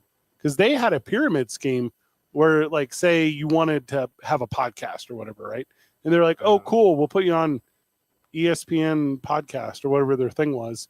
And then if you got enough downloads, they'd start promoting you up too and then syndicating you too or whatever. And that's how, like, all those guys kind of got their foots in. It was a super smart move. It was the way they tried to get more listeners and Mm-hmm. their audience growing. But Well, and It's- their letters are weird. Like, this is super inside radio, but if you want like the moniker, like you just pay a fee. You know, it's not like local, like whatever your thing was that you grew up with. And I don't know. I mean, everyone here, it's the sports animal for the last 30 years. Oh, yeah. But like where I grew up, that wasn't the signature one. You know, it was, you know, KMOX was the signature one. KFNS was the signature one. But now any of those guys can be like, and we're an ESPN affiliate, which means what? I don't know what that means. no, just pay for it, like you said. Yeah. You Get it. you have to run their morning show. I know that's part of everyone's deal, which is fine. That's fine. Pay for the brand. And then didn't I see ESPN's doing their own streaming where you can pay just to have their service by itself? You don't have to. Oh, I think that's true. Yeah. Yeah. Starting that soon. So Mine's bundled with like Hulu and all. I watched the Oscars last night. Every other advertisement is for like, because of my stream thing. It's all Oh. ESPN access, and they're trying to get every penny out of their last year of baseball. I've seen a lot of baseball stuff. Well, it's baseball season starting, baby. I mean, they got to try to milk it as much as possible. Like, if you don't advertise, will people even know it's baseball season? That's a good point. The recognition place is where you can get your engraved awards, and otherwise we take one everywhere we go, which is our championship belt here for Tumanon. But with baseball season, all that stuff picking up, what is it, medals and trophies and all that stuff right now? yeah, finishing up the winter stuff, doing basketball Yeah. things right now and getting ready for all the spring excitement, fun, all the organizations do stuff with the weather getting nicer and we get nice and busy. Lots of spring sports coming up, baseball, all that. So we'll be doing plenty for weddings, you name it. We need a thing on this show for guests. We need like a thing we give out. Like we just had both of the Tapia boys on. Like we should have gave them something. What is that thing? Like a Elvis collectible dining plate? Oh, Like do you have something that? like Yeah. Do you have collectible plates? Elvis? No, I have not Elvis. Maybe some Princess Diana or something. You got a bunch of Nambe in there. I do have plenty of Nambe. Yeah. Now what? Oh, that's that gorilla that died. R.I.P. Nambe. Yeah, Cincinnati Zoo. That's what it was. That's sad, dude. R.I.P. Nambe to being made here. So it's Oh, now made no. overseas. Yeah, Oh, bummer. yeah, all locals that have loved Nambe for so many years. It's been shipped overseas now for about 20 years. You thought it was expensive before. Wait till they get those tariffs on them. Oh gosh. Yeah. I couldn't be more confused about what you're talking about. The Nambe. I went back to Nambe to get off of your Harambe, but I thought they were the same. Nambe, Harambe. No, That's very similar. It's close. That's incredibly similar. Very. Yeah, Fred thinks things that rhyme are the same thing. He's got this. It's basically a mental disability, honestly. So Saturday night when you were watching Elimination Chamber and John Cena turned on Cody Rhodes, like how did you handle that emotionally? I did not happen to see that, so emotionally, he was watching Pirates Marlins spring training baseball. That's what he was watching instead of wrestling. I don't remember what I was doing. What time was that on? Late night? Oh yeah. Well, how do you even answer that question anymore? With streaming services, I don't know. When did you see it? Whenever I wanted to. Those moments are gone. Well, the live stuff, they still try to have it live, right? I mean, what does that mean, though? Like, if the three of us were sitting here streaming it on our phone, they'd all be 30 seconds off anyways. Like, there's not like a live that actually works. It's just for results wise. Like, you don't want to get, like, if your favorite team or wrestler or whatever is going, you don't want to find out the results before. Well, I'm not trying to break your heart here. Okay? Don't break my heart. The results of wrestling are not what matter. Well, true. No, well, the theatrics, yes. Yeah, it's the theater. So, yeah, you can stream that anytime. That's in. The point. Yeah, I want to. That's the point. With you guys. So you're saying it didn't affect you to your core the way that it did me? Did not. So anything else would you rather do than watch wrestling? Good question. I mean, the local wrestling is exciting. Anything in person is exciting. Like NWA New Mexico Duke City Championship Wrestling. Yeah, that sounds exciting. That ready. One, yes. Yeah. That stuff gets me pumped and excited to go see. Yeah. I got another dental appointment with Isham Dental that day. Fred, Oh. sorry.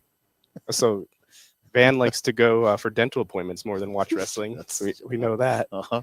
Only if it's my friend Scott Isham at Isham Dental. Shout out. Really Got drilling a me. soft hand. I've had my veneers for over a year, and I don't believe they've moved at all. Oh, happy birthday. Thank you. Oh, Yeah. that's good. Happy birthday to your fake little teeths. All right, they're not little. I mean, it's a big smile. Yeah. They were pretty big. Like a fortunate guy.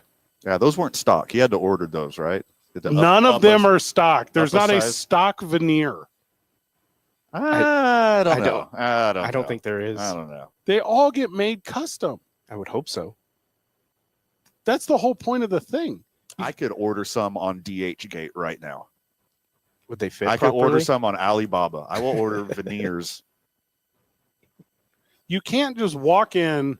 for a really good He's price. looking it up. You can't I'm walk looking right into a dentist and say, "Hey, give me the Aaron Paul grill."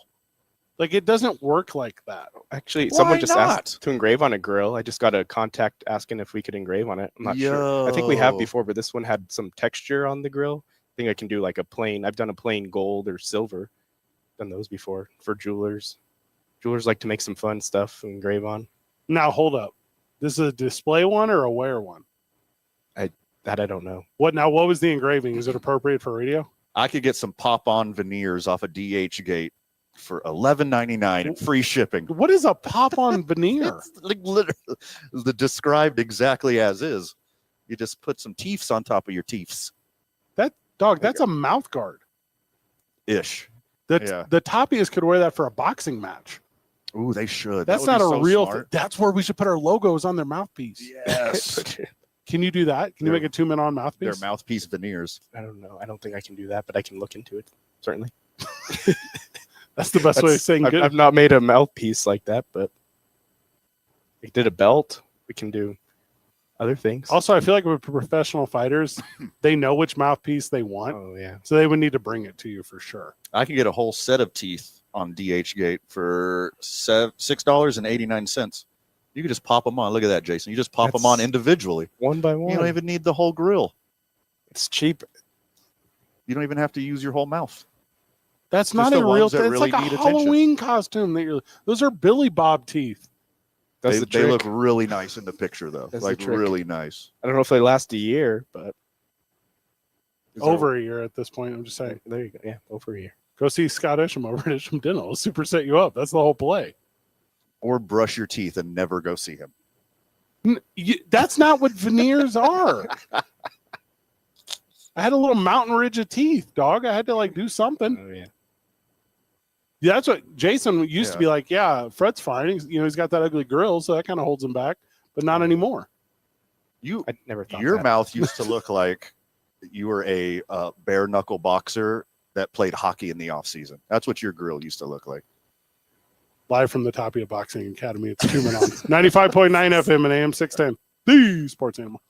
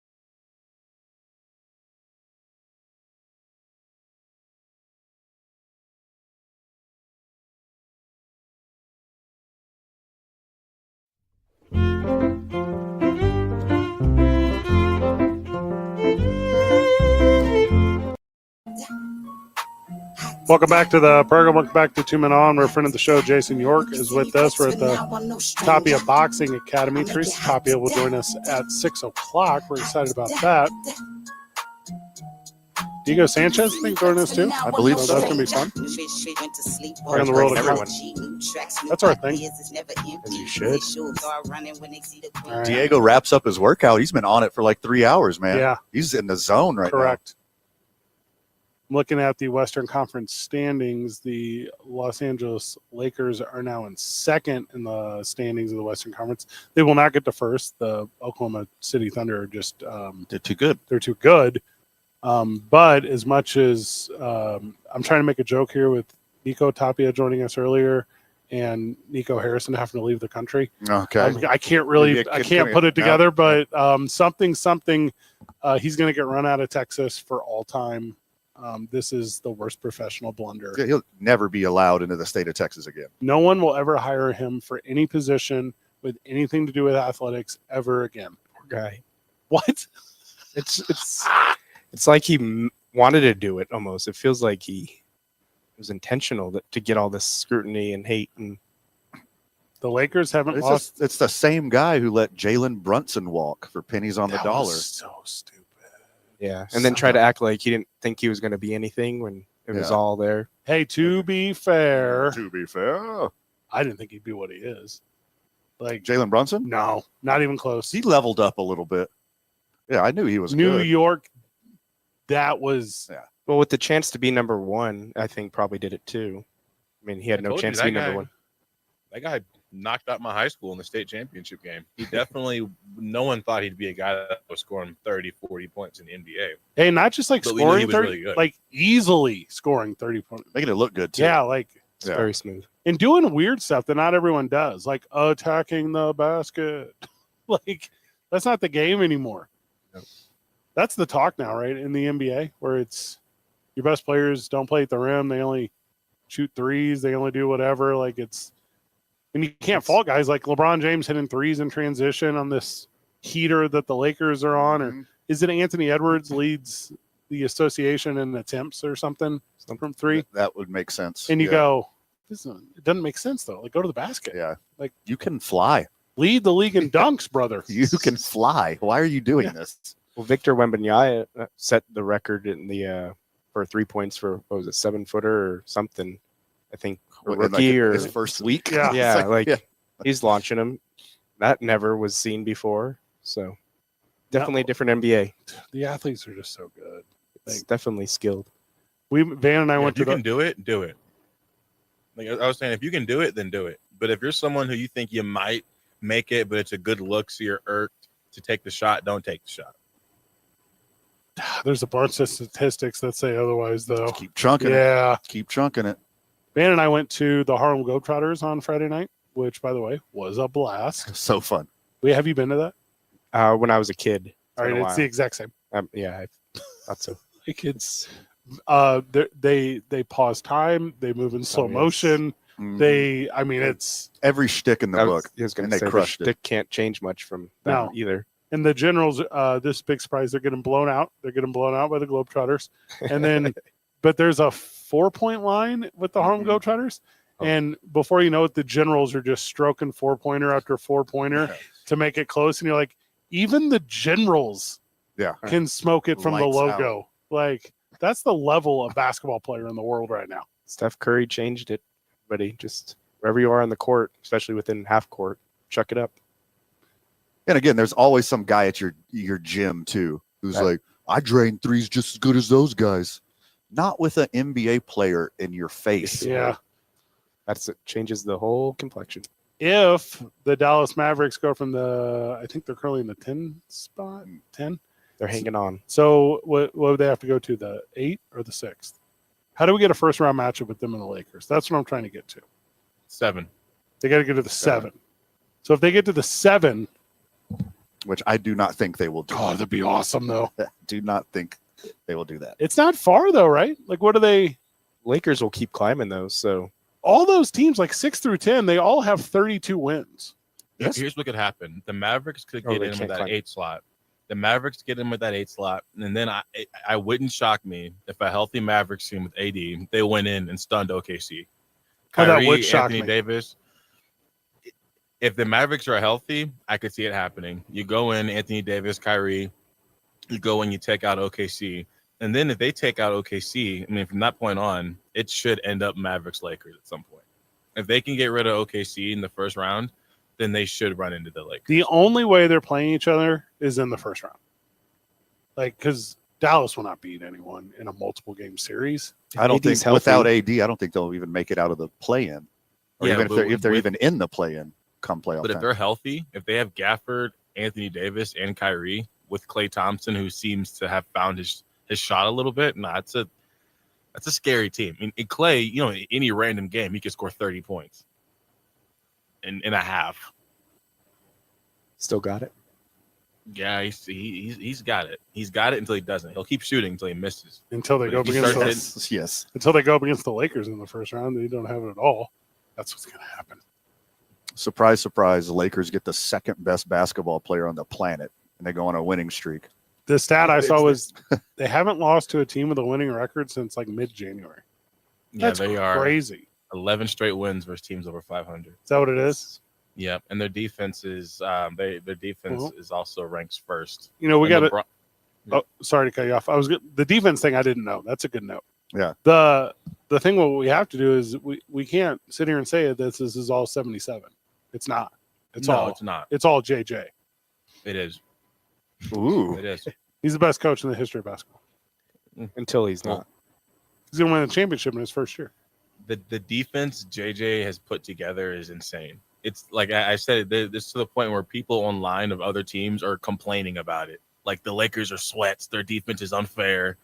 Like it's getting tush push type energy from the rest of the fan base. Like, what are we supposed to do? Because they have this zone, and I don't know if it's like a zone that JJ's created or what it is, but they got this zone defense set up where it seems like every single pass a team makes is like a trap. So it's like they really trap teams, and they make them where the only way you can beat them is to shoot threes. It's the only way. But like driving, getting to the paint, trying to dribble, it's not going to happen. Any guy tries to dribble for longer than like 3 seconds, a double team starts lurking over. Teams do love shooting threes. You just Yeah. got to make them. That's the whole point. 40% of them, you're going And- to win a lot of games. And the Lakers know you won't because they watch the TV. Well, Jason. Yep. Oh, sorry. We're at the break. My bad. Jason, thank you for joining us today. Thank you guys for having me. Good to see you. Whenever we get back, we're a handful of minutes away from Teresa Tapia. It's 2 Men On, 95.9 FM and AM 610, the Sports Animal.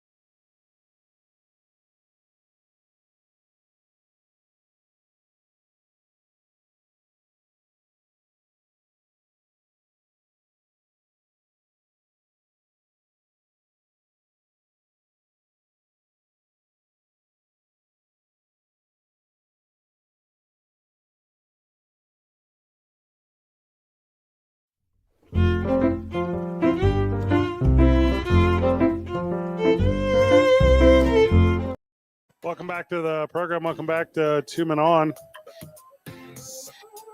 T. Higgins, $26.2 million franchise tag. Good work if you can get it. I think they're going to do their due diligence, try to sign him. You got to keep Joe Burrow happy, right? He put on his Twitter, he's like, I'm going to tell you guys first. And then he said that a couple of weeks ago. Of course, that tweet blew up. And then today, he just said tag with a period mark. Period. And didn't say anything else, tag. And then like, are we all later, it? Yeah, right.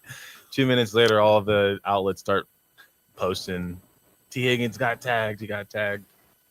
26-2 for a wide receiver number 2 seems a little high to your boy. Because usually not wide receiver 2s getting franchise tag. That's why. It doesn't seem to me like he's going to be around. Like you franchise him to move him, right? Milk him for one more year and then let somebody else overpay him. Also sit out all of training camp. Come in with fresh legs. I like That's what I'm like. Yeah. What are you doing? You just gave me the franchise tag. Like, I'm not about to do any of it or all of it. It's not like if you're a guy who wants to go out there and prove that you're worth something or whatever. Like, no, like you need to. You already got the money. They're not going to give you more money. They're not going to give you a better contract. You go out and you do the bare minimum, I think. Well, I mean, you still got to show up and show out if you want that next contract. He did it last year. You don't want to be a problem for your team because that's going to knock off some dollars too. He did it last year. He did the right thing last year. It didn't do anything for him. The Bengals, poor Joe Burrow, if he has another one of his receivers, go through a lockout in the middle of the offseason. He still threw for 5,000, but the poor guy full offseason. Teresa Tapia, Diego Sanchez join us after the break. It's Two Men On, 95.9 FM and AM 610, the sports animal.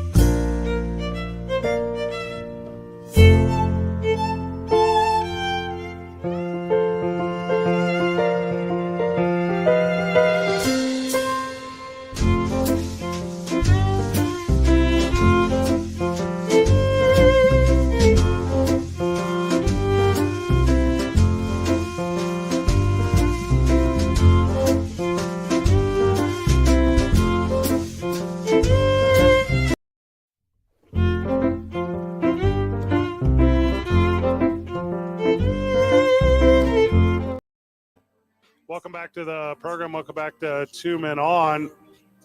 We're at the Tapia Boxing Academy. We're joined by Fight Royalty, really, Teresa Tapia and Diego Sanchez. Welcome, team. How are you? Thank you. Good. How are you? Excited to have you both here. Obviously, we talk often about the world of combat sports. We talk often about my world of pro wrestling. And when we talk about boxing, when we talk about some of the stuff going on in the state, we're talking primarily about what you're doing, Teresa. We're talking primarily about the stuff that you're bringing to New Mexico. Talk to us a little bit about this Mania 1. Talk to us about ICS Mania 1. Talk to us about returning to the pit. ICS and Signature Punch Promotions, they're working a collaboration with them, and it's an amazing card. I wish I wasn't working it. I wish I could just be a fan. But, I have my children on there, both boys, and the first time in the history of them fighting, they'll be on the same card. And we have, my husband Diego on there, which is going to be stressful because it's all three of them fighting. I don't even know where to focus and what to do, but it's going to be, like I said, you have Fernando Vargas Jr. versus Antonio Tarver Jr. You have, of course, Rampage and Rashad Evans, the big cards. You have these influencers that like millions of people from Asia, Ireland. I mean, it's an amazing card. We have Josh Torres. We have Matt. We have Matt. We have Diamond Boy. We have a lot of local people as well. That I just think it's just going to be. I would go to that fight no matter what, whether I was involved or not. Love everything about that. You mentioned your boys earlier, and it's going to be awesome. Like to watch your kids, but like as a mom / promoter, like how do you ride that fine line in between like just sitting in their corner and being a fangirl and like stepping back and letting the boys be boys? Honestly, they'll tell you I'm harder on them than anyone else. Nice. I'm mom until that bell rings, and then I probably cuss, and I'm like the meanest person there is. And I tell them there is no shame in losing, but you will not quit. I don't care if your nose is busted. I don't care if your arm's out of place. You finish. That's my most important thing that I think I've taught them. And being with Johnny all those years, you learn and you keep going and you do not quit. No matter what happens, you do not quit. Did you know they had it in them when they were young? Like, could they carry it? They did, and so did Johnny, and that's why Johnny didn't want them to fight. We kept, we did everything in life the hard way because we wanted them to have an easy life. But, Johnny and I agreed that when they got to a certain age, if they still wanted to fight, we would support them and not stand in their way. But growing up, they both showed signs. The little one, actually, you know what? Let me take that back. The younger one, I never thought he'd be a fighter. He was the mama's boy. He's like this little big teddy bear, and he didn't want to fight anyone. But his older brother always wanted to fight. And the older one, Johnny Jr., actually toughened up the little one. My poor baby had no choice but to fight, thanks to Johnny Jr. The world of boxing collides with the world of mixed martial arts, and that's what this is, right? And with us is the Nightmare, Diego Sanchez. Diego, welcome to the program. How many professional wins you got in MMA? It's gotta be 30 plus. Yeah, it's more than that. There's some that were on the Ultimate Fighter that were classified as exhibition.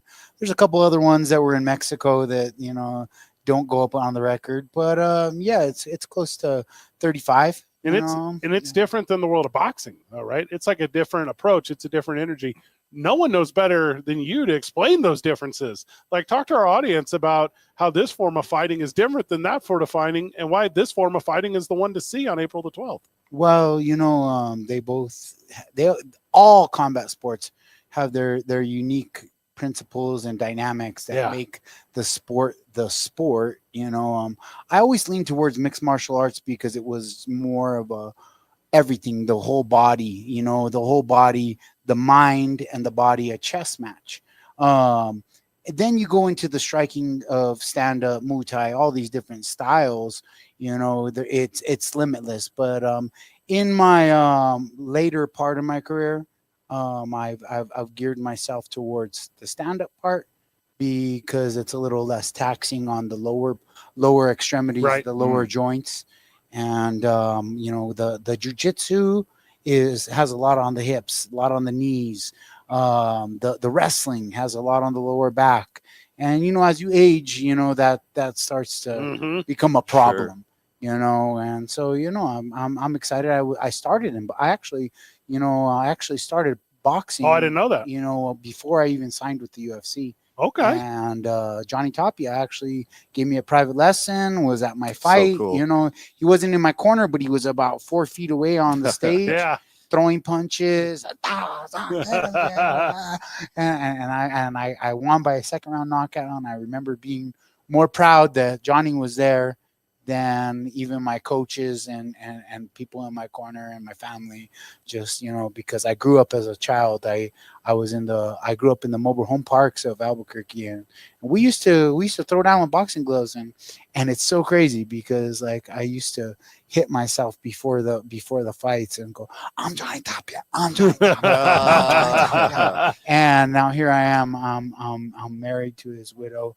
You know, I'm here alongside the boys, his pride and joy, his boys, and we're all fighting together. And it's a great thing for me. It's a great thing for this family. We all come together as a core to put it together. She's the backbone.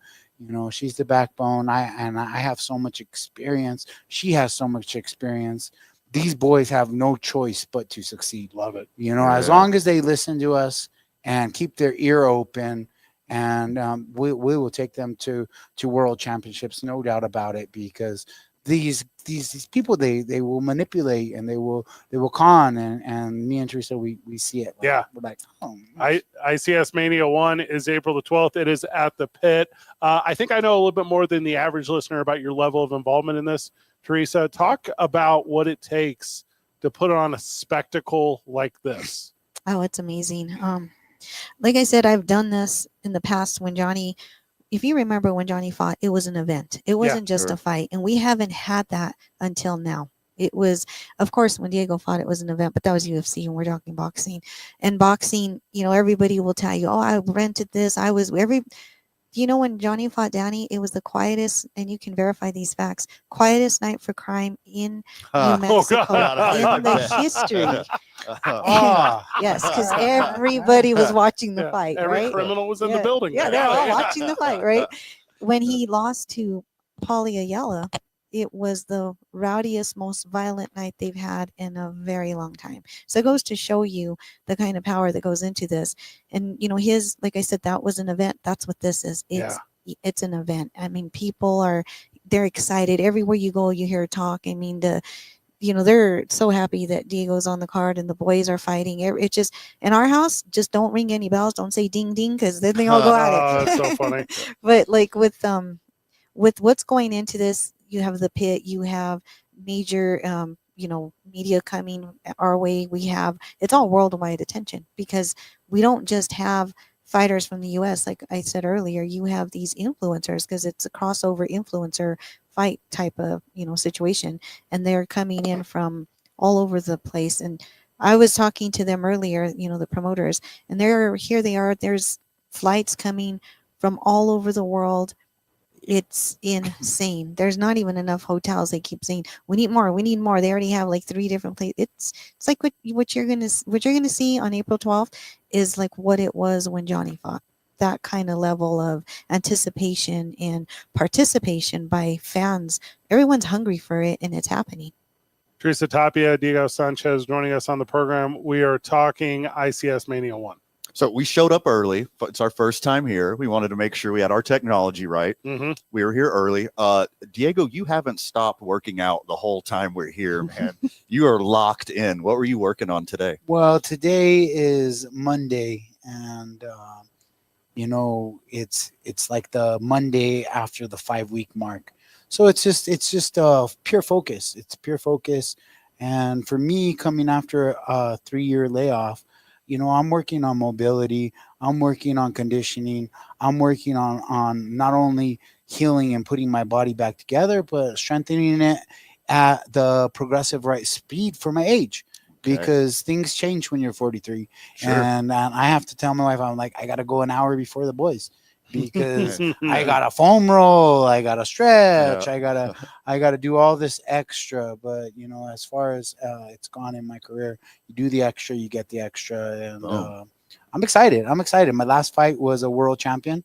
I fought Austin Trout my last fight. It didn't go my way, but I gained a lot of experience. I learned, and I'm excited to get back in there with some support. You know, believe it or not, throughout my career, I have never ever had support. And so, like, I've had support in teams, I've had support in my family, but you know, I've never had support there by my side. You know, the managers, they wanted the money. The trainers, they, you know, they had their team to worry about. I have isolated support with my wife. She's on it. She's with me. We're 100% dialed in. Food, sleep, like everything. You know, we have a gym in our room. You know, she's right there with me, working her ass off, and she's amazing. And I'm excited to do this. It's going to be a whole new experience for me. And you're talking about support, and we can obviously talk about the fan base that you've garnered through mixed martial arts all these years. You believe that fan base is going to follow you to boxing? You believe they're going to be with you there in the pit on April the 12th? Well, you know, how could you not? Yeah. I'm a man of mystery, and you know, I've been very mysterious through my years. When it comes down to just using alternative methods and believing in, you know, everything is energy, and the yoga, and then, you know, the controversy towards the end of my career. Everybody wants to see what Diego Sanchez is going to show up, and how he's going to show up. And so, you know, right now I'm dialed in, I'm locked in, and I got my mind focused on nothing but victory. All I see is winning. All I know is winning, and I'm going to go out there. This is my dream, to fight at the pit. And I'm telling you right now, the ghost of Johnny Tapia is real. He messes with me. Yeah. All right. Yeah. This is not a joke. This is like, I'm not selling the fight. This is not a joke. And he is going to be there. We've had some talks.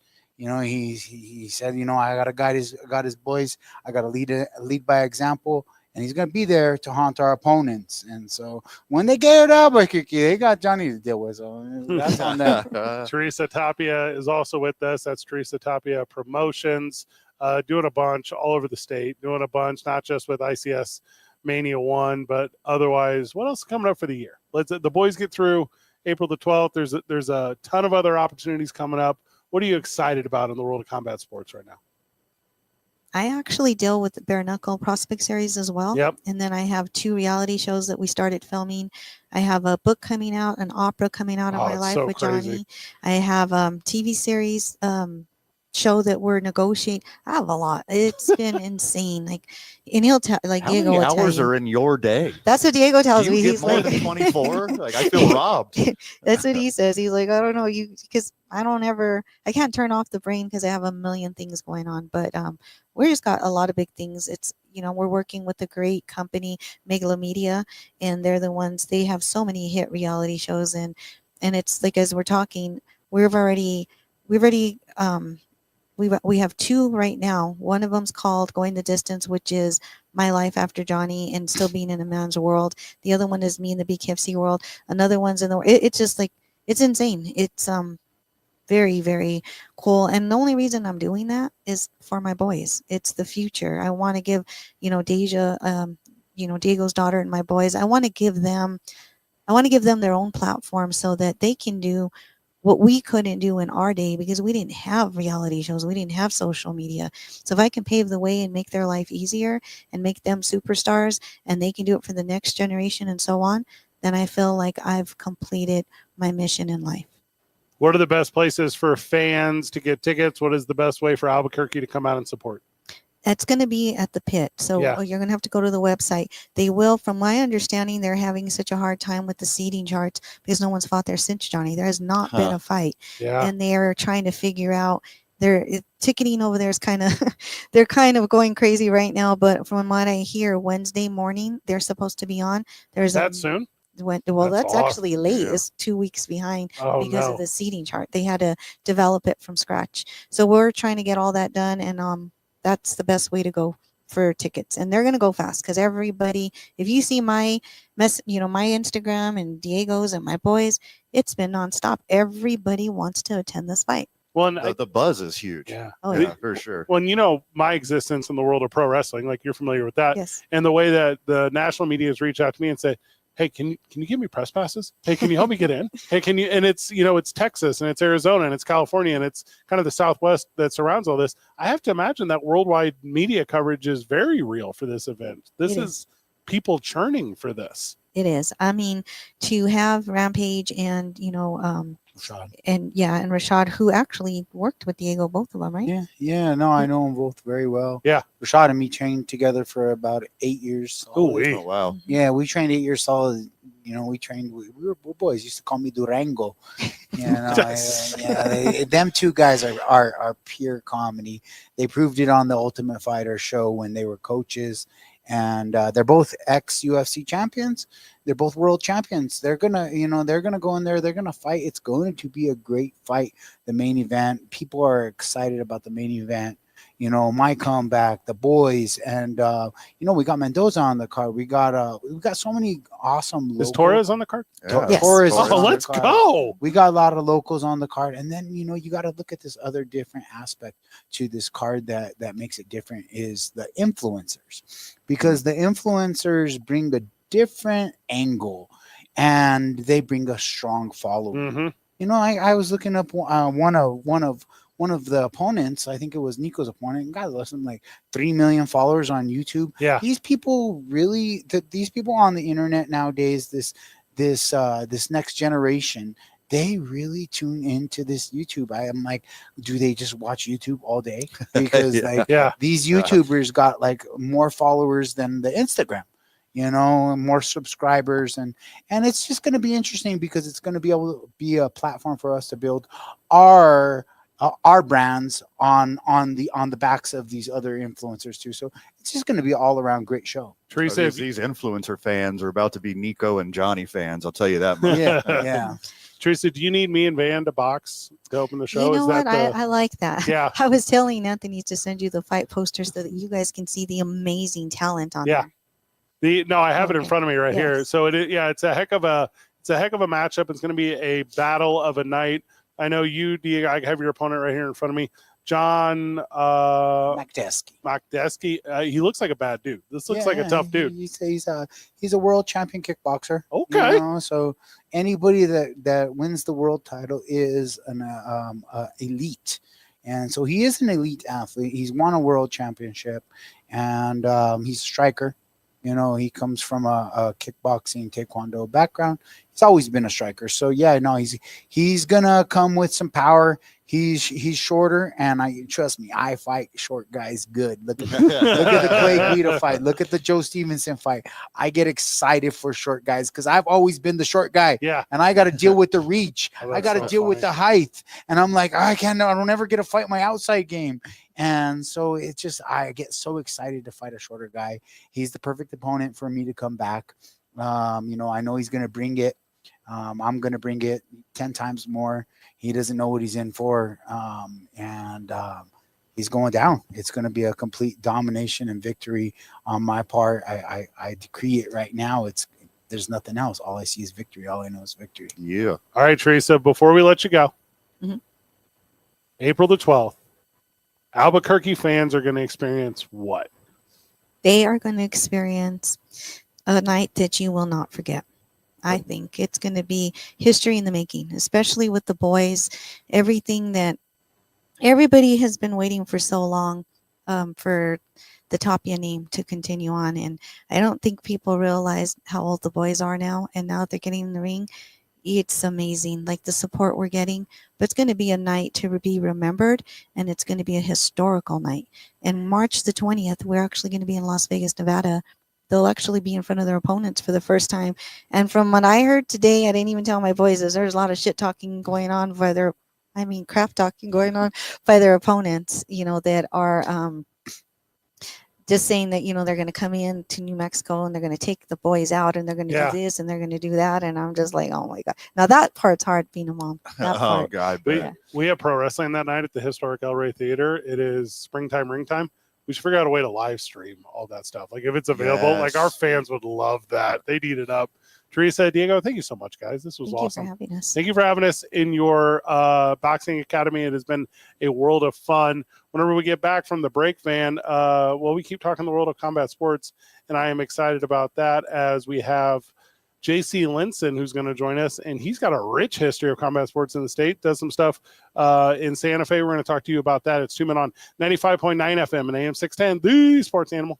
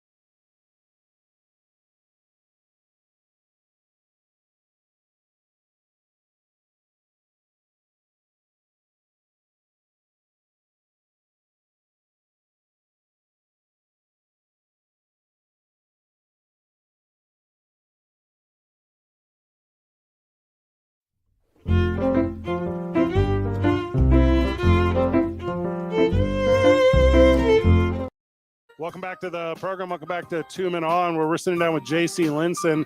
And we just met. We don't know each other overly well. Fought for a lot of years as Chris Linson. I think like late 90s to early 2000s. 22-5-1 professionally. Won the NBA North American title, the NBA World title, and fought on a bunch of cards with Johnny Tapia. Welcome to the program, brother. Thanks a lot. I really appreciate this. Yeah, we're excited to have you. You and I were catching up while we were setting up on the program, and you were telling me some stories about Johnny. You were telling me some stories about boxing in New Mexico, and it was like a different perspective than what we were going to otherwise.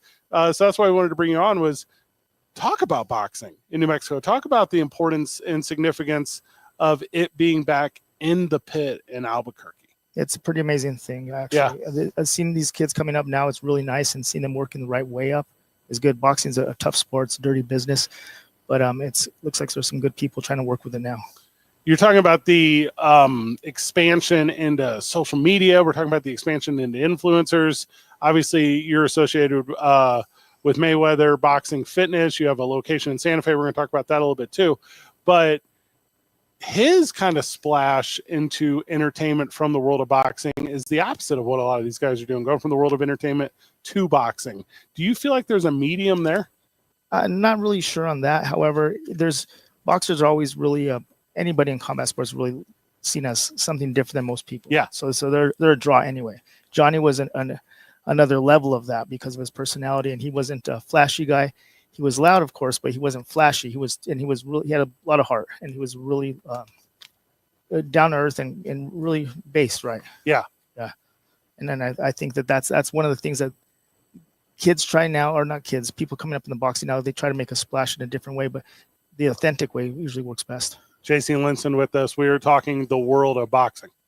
And you've been in the ring with Johnny. You've been on the same card as Johnny. Yep. What made his personality? What made him unique as a fighter?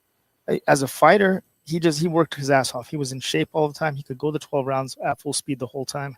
He was a great boxer. He had a great amateur background as well, and that always helps out. So he had the basis for it. But he worked hard, and he had a nonstop style. He was relentless. And I sparred with him many rounds when I was in high school before he was world champion, and I helped him get ready for some big fights. And then I was on a lot of his undercards when he was champion before that. So it was really nice for my entry into the boxing. Yeah.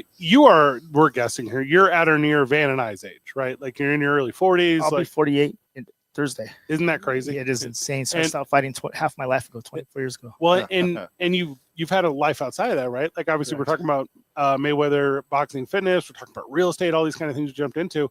But with Teresa Tapia, with the Boys debuting, and with it being in the pit, and with it, you were like, well, you got to come back in. You got to bring that knowledge. You got to bring that influence. Talk to us about that itch and how you're scratching it to make sure boxing is what it needs to be here in New Mexico. Well, really, I always when I got out of it, I was young, and I should have taken maybe a couple years off and come back to it, but I stayed out, which is fine. I have a good life now. I'm married. I have four great kids. Congratulations. The whole thing. I've been working in real estate for 24 years, but I miss the scene. I miss the drama, the stupidity of it per se. the whole thing. I miss all of that, and if I could get in, I don't.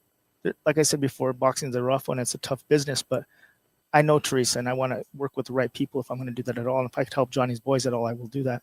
And Diego Sanchez, whatever I could do for him as well. Yeah, absolutely. We had Nico on the show. Obviously, we had Johnny on the show, and I don't necessarily think we have to mention Diego. He's been in front of a lot of big crowds and done a lot of big things. He knows what he's doing. Yeah. Tell us what they're about to experience whenever they step through those ropes for the first time. Well, let me take you back to a time. Well, this is why you're here. Let me think. I'm trying to think exactly when it was. It was my third professional fight. It was so it would have been in 96 ish. 97 maybe, 96 probably though. But it was at the pit. It was a pay-per-view fight when pay-per-view wasn't real pay-per-view. It was weird kind of connection online. Yeah. And or on the cable. And Danny Romero was fighting for his first world title. Oh, how cool. I was on the undercard of that show, and I was 19. And when I was on there, I was a 4-round fighter then. So I didn't know where I was going to go on the card before his fight. However, the way it worked out, I was the fight right before his. And it was pretty intense. The crowd was insane. Yeah. And I was in there, and I think I forgot pretty much my style. I just went in there trying to take the guy out. It was pretty intense. I won the fight. It was a decision. The guy the guy could take a beating. I'll tell you that. Or Yeah. he could take a punch. Tough guy, but what these kids are in for is pretty unreal. Diego knows it all too well, but these kids, the crowd is insane. The feeling that I miss most about the whole thing, this is gonna sound funny, but not miss most. The most intense feeling though was walking to the ring as people were screaming, your song's playing, announce your name, and then all your people leave the ring. And you're in there looking at the guy right across from the that you're gonna have to fight before the bell rings. Those few seconds are pretty intense. And then that's what I miss. I love that. But what these kids are in for on this show is amazing. Teresa's doing a great job, and it's going to be an amazing show. Oh, give me the little goosebumps right there. It's pretty intense. It really is pretty intense. JC Linson is with us. We're talking the world of boxing. We're talking the world of combat sports.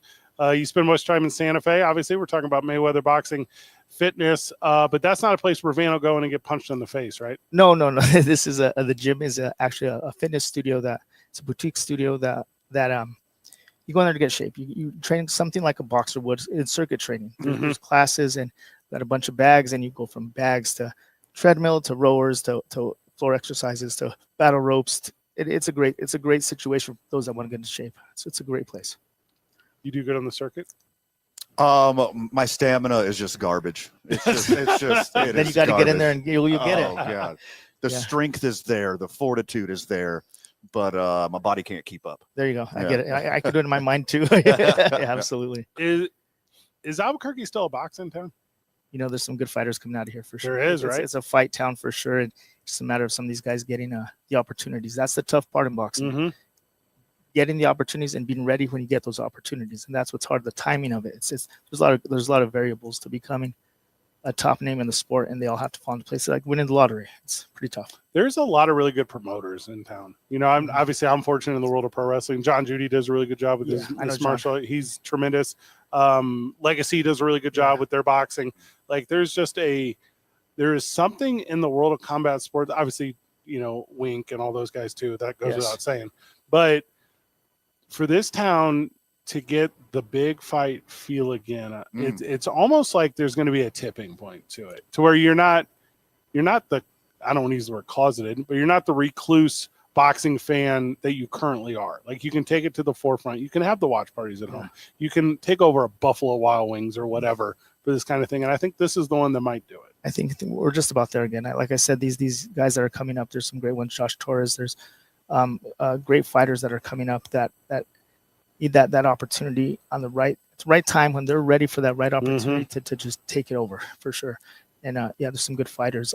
There's a ton of the Perez brothers. I'm sorry, I got to say the Perez brothers are great fighters. That family is an amazing fight family. There's some history here, but they're ready to make it again. So, and if a handful of things go the way that I hope they go at the state level, because we're currently working on some legislation, it will be much easier for promotions outside of New Mexico to bring their entertainment to New Mexico. Yeah. Which I can show you multiple studies on how big spectacles bring in money. And that is a no-brainer for the state of New Mexico. If we can soon figure out how to sign fighters here and produce walk-up music here and produce promotional items here, and we talk about the tax revenue involved with all that, then we're in a whole nother level of conversation where Nevada is currently at, where New Jersey is currently at, where California is currently at. Because New Mexico right now, unfortunately, allowed itself to kind of fall off that path. And I think right now there's opportunity to get back there. Absolutely. And the fans are here. Just a matter of getting the shows here. Yeah. The April the 12th is the big next one. You're going to be there. You're going to be in attendance. I believe so. Yeah. Bring my boys and have some fun. Yeah. That's what I was about to ask. Absolutely. Like how old are your boys? I have a son that is 9, one that's 12, and one that's 17. And they've never seen anything like this in person. Not really. No. No. I try to steer them away from the sport really, but they all know how to throw punches and they know how to do it if they need to. But they're all very smart kids, and I'm hoping that they're just going to stay on that track of staying in the smart school person. Sure. Yeah. One thing I noticed that's super common amongst every single boxer or former boxer I've ever met is they all say they don't want their kids to do it. Like if you look at other sports like football, I guess football might slowly be starting to get to that point, but like basketball, baseball, you always see the kids of these athletes come up and be just as good or better than dad because dad prepped them for it. But in boxing, it's always like, no, like I don't want them to have anything to do with it. I don't want them to do this. And usually I hear it's because like I felt like I had to and they don't have to. So what would you say your reason is for you not wanting your kids to be in it? That's going to be okay. So my dad was a great fighter. Okay, here's a funny thing. I was inaugurated into the New Mexico Boxing Hall of Fame in September, and my dad is in there also. So sweet. So that was pretty cool. But but he had a tough one, and he made well with it. I was lucky enough to get out with enough brains to do what I'm doing now. But there's more to it than just the boxing part. There's a lot of sacrifice involved. There's a lot of, like, when you walk around town and someone says, oh, he's a fighter, then you got to worry about people wanting to fight you. There's a lot of target on you. There's a big target. Yeah, on I asked Johnny about that. I asked him about that. There's a big target on you no matter what, and there's a lot of burden on you and a lot of weight to carry. And I'd rather have my kids not have that to worry about. It's hard enough out there. So understood. JC, give us your final thoughts before we go to break. So I'm really excited for Teresa and Diego and the boys here to do this card here. It's a great card, a lot of good fighters coming in, and I'm really excited for them. It's really a lot of fun to see this and be at this gym right now. JC Linson, let's do this again, man. Good job. Absolutely. Thank you very much, guys. I appreciate you. Cheers. Whenever we get back from the break, it's more from the Tapia Boxing Academy. It's 2 Men On, 95.9 FM and AM 610, the Sports Animal.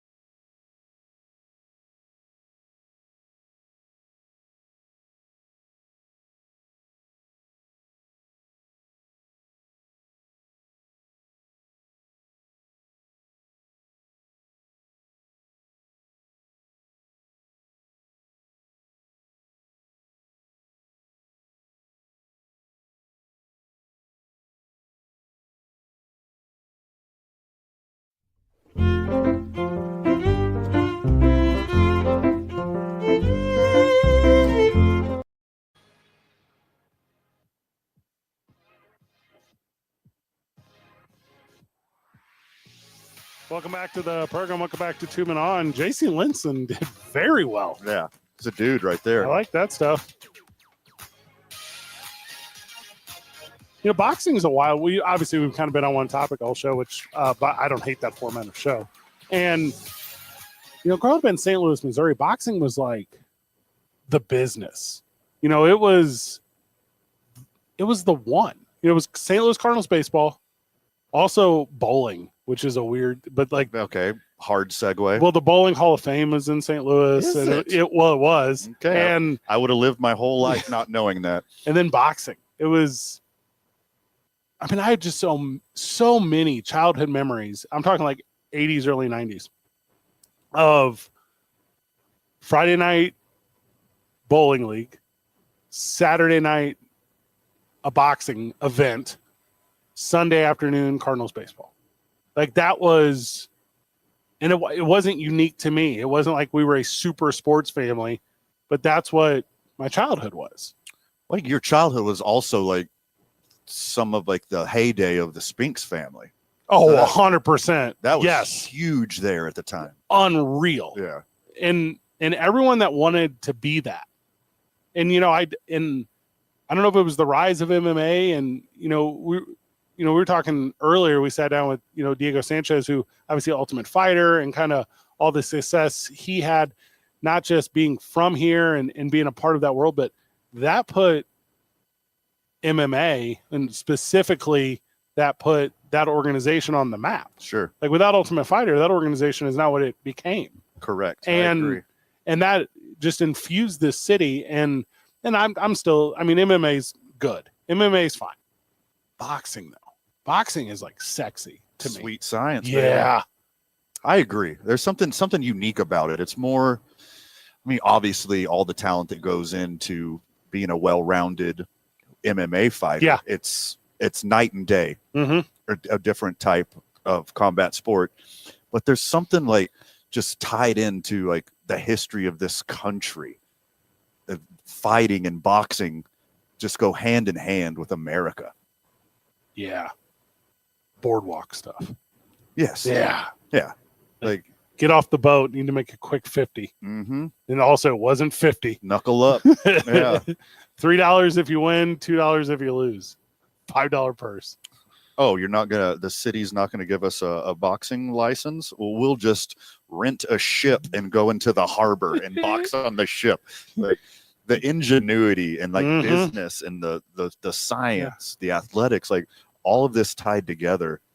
It's obviously boxing is not a uniquely American thing and not a uniquely United States thing. But I just feel that boxing is tied into the history of this country. Like they go hand in hand. It's so funny that you just talked about this. Where I grew up in St. Louis, Missouri, and again, I know we're in Albuquerque, but in the middle of the Mississippi River, there was this island called, it was more like a sandbar, like a towhead or a kind of thing, but it was called Bloody Island. Mm-hmm. And this is where you would go for exactly what you're talking about, because it was neutral between Illinois and Missouri. Right.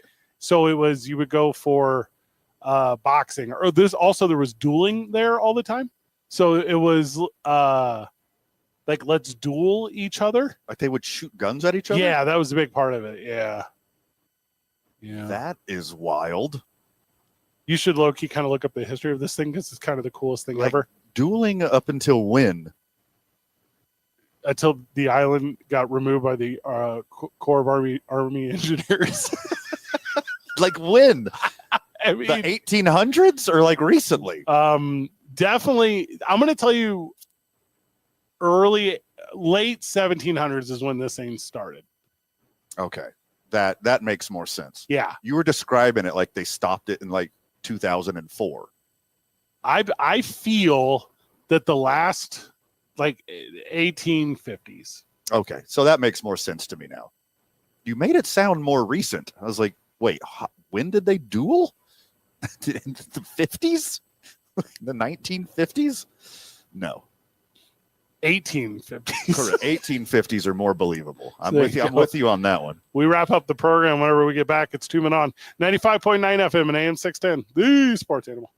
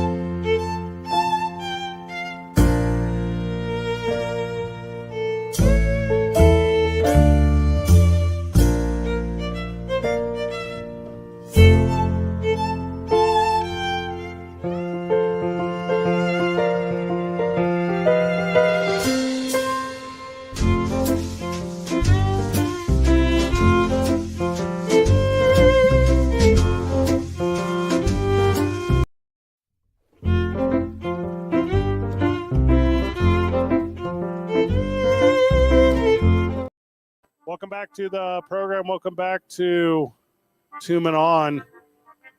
We had a heck of a day today at the Tapia Boxing Academy. A lot of insight, a lot of fun. Talked about really just the emotion around the sport, and I thought it was tremendous. Yeah, hard agree. It was awesome being here for the first time. The vibes were fantastic. And for a room full of people who could beat me into a bloody pulp, the nicest human super beings. nice. Yeah. Also, the Tapia kids, good-looking dudes. Yeah. Yeah. Like, dang, boxing looks good right now. Sure. Jimmy Johnson is retiring from the Fox, I was going to say broadcast booth, but I guess it's not that, pre-show, whatever, studio show. I could take some of those endorsements he's got, though, if he wants to send them over our way. Or like Hair Club for Men. Yeah.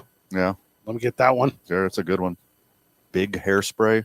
Well, now that he's not linked to Fox, I don't put him on Survivor or something, right? Like, you can have him do something fun, stay in the spotlight. How old is Jimmy Johnson? 70s? 70s? I'm going to say he's 80. 80? You hit 80? I think he's 80. Do nothing. Go golf. Go to friggin' Aruba. Enjoy your life.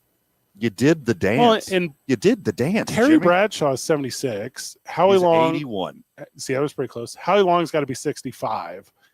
These are some old heads on here. It's time to change the guard. Agree. I don't necessarily think I want Rob Gronkowski and Michael Strahan, but I don't know who else you get. Right. But cool. Also, I don't know who watches that show. I'm not trying to be a jerk. Sure.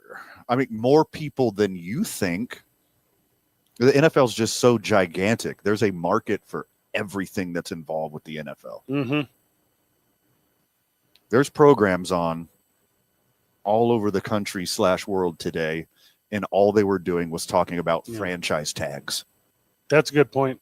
There was a 3-hour show like ours dedicated to franchise tags somewhere, and somebody ate it all up. And NFL coverage is so easy. Like Jimmy Johnson was doing every week, and he won 7 NASCAR Winston Cup series. So that's super sweet. Mm-hmm. It's a NASCAR joke. Don't know if a lot of the crowd got that. I don't know. Right off into the sunset, man. Enjoy your family. If you're a really good, I'm gonna use the word bad. If you're a bad, no. If you think you're bad, if you think you're the most top tier hair growing company, you pick Terry Bradshaw up right now. You get him, and you show me that your product works. Yeah. If you think you're bad, that's genius. You lean into it and you go, Jimmy, thanks for the lulls. Terry, Let's show them. Let's show them what we can grow up there. And if it fails, well, we've been carnied for years. I mean, go to the Turkish hair plug place. If your Hims or whatever sponsorship doesn't work out, I know what will. Turkish hair plugs. What is that? There is a huge industry in Turkey where they give you hair plugs. It's like, like medical tourism. Like people go to Mexico to get, dental work done or have a surgery on the cheap. They go on vacation. They go to Taiwan to get a suit. Same thing with Turkey, but it's hair plugs. Where does the hair come from?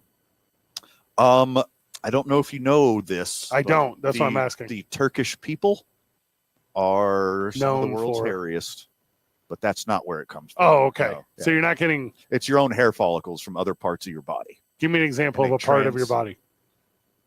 Anywhere on your body that grows hair. No, because your hair on top of your head is different than the hair on your chinny chin chin. They try to match it as close to possible. Nuh-uh.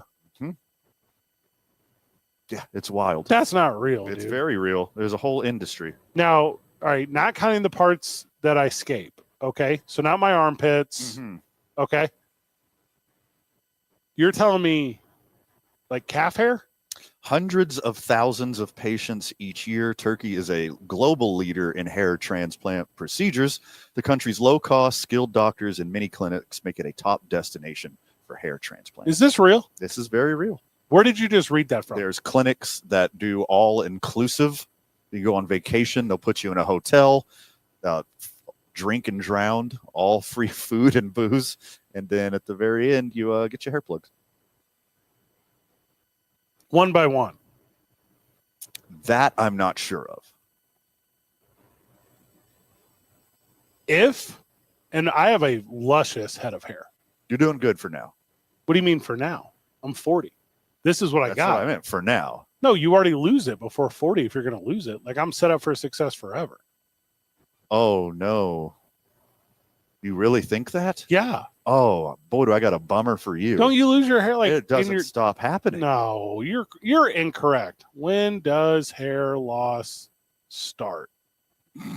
Typically start 40 years and like a month. Hair loss can start. Yeah, here we go. Common people in their 20s and 30s. I already beat the median. Like I'm set. I don't need Turkish hair. Usually the back and sides of the head, not your back, the back and sides of your head. What about that? So get like little strips of hair from the back and side of your head and put it wherever you need it. So you're talking, all right, so if I walk in Jean-Luc Picarding. Correct. Yeah. You're telling me I can leave like Riker. Yes. Yeah. You go in full-blown Kojak. Nice. And you come out Brad Pitt from Legends of the Fall. Good notes. Mm-hmm. Yeah. Isaiah back at the studio. The talk around town is OKC, KFC, UFC. Lakers in 5. Okay. That's his best outro he's ever done. Yeah, I agree. Yeah. Well done. Van, final words? Oh, my goodness. Too much for the time allotted, my friend. Anything that we didn't cover, make sure you check out tomorrow morning on the opening drive with Jeff and JJ. Thank you to the Tapia Boxing Academy. Thank you to Teresa. Thank you to Nico. Thank you to Johnny Jr. Thank you to Diego Sanchez. Thank you to JC Linson. It was a very fun episode of the program, including Jason York. Good job, everyone. Keep breathing. See you tomorrow, Burke.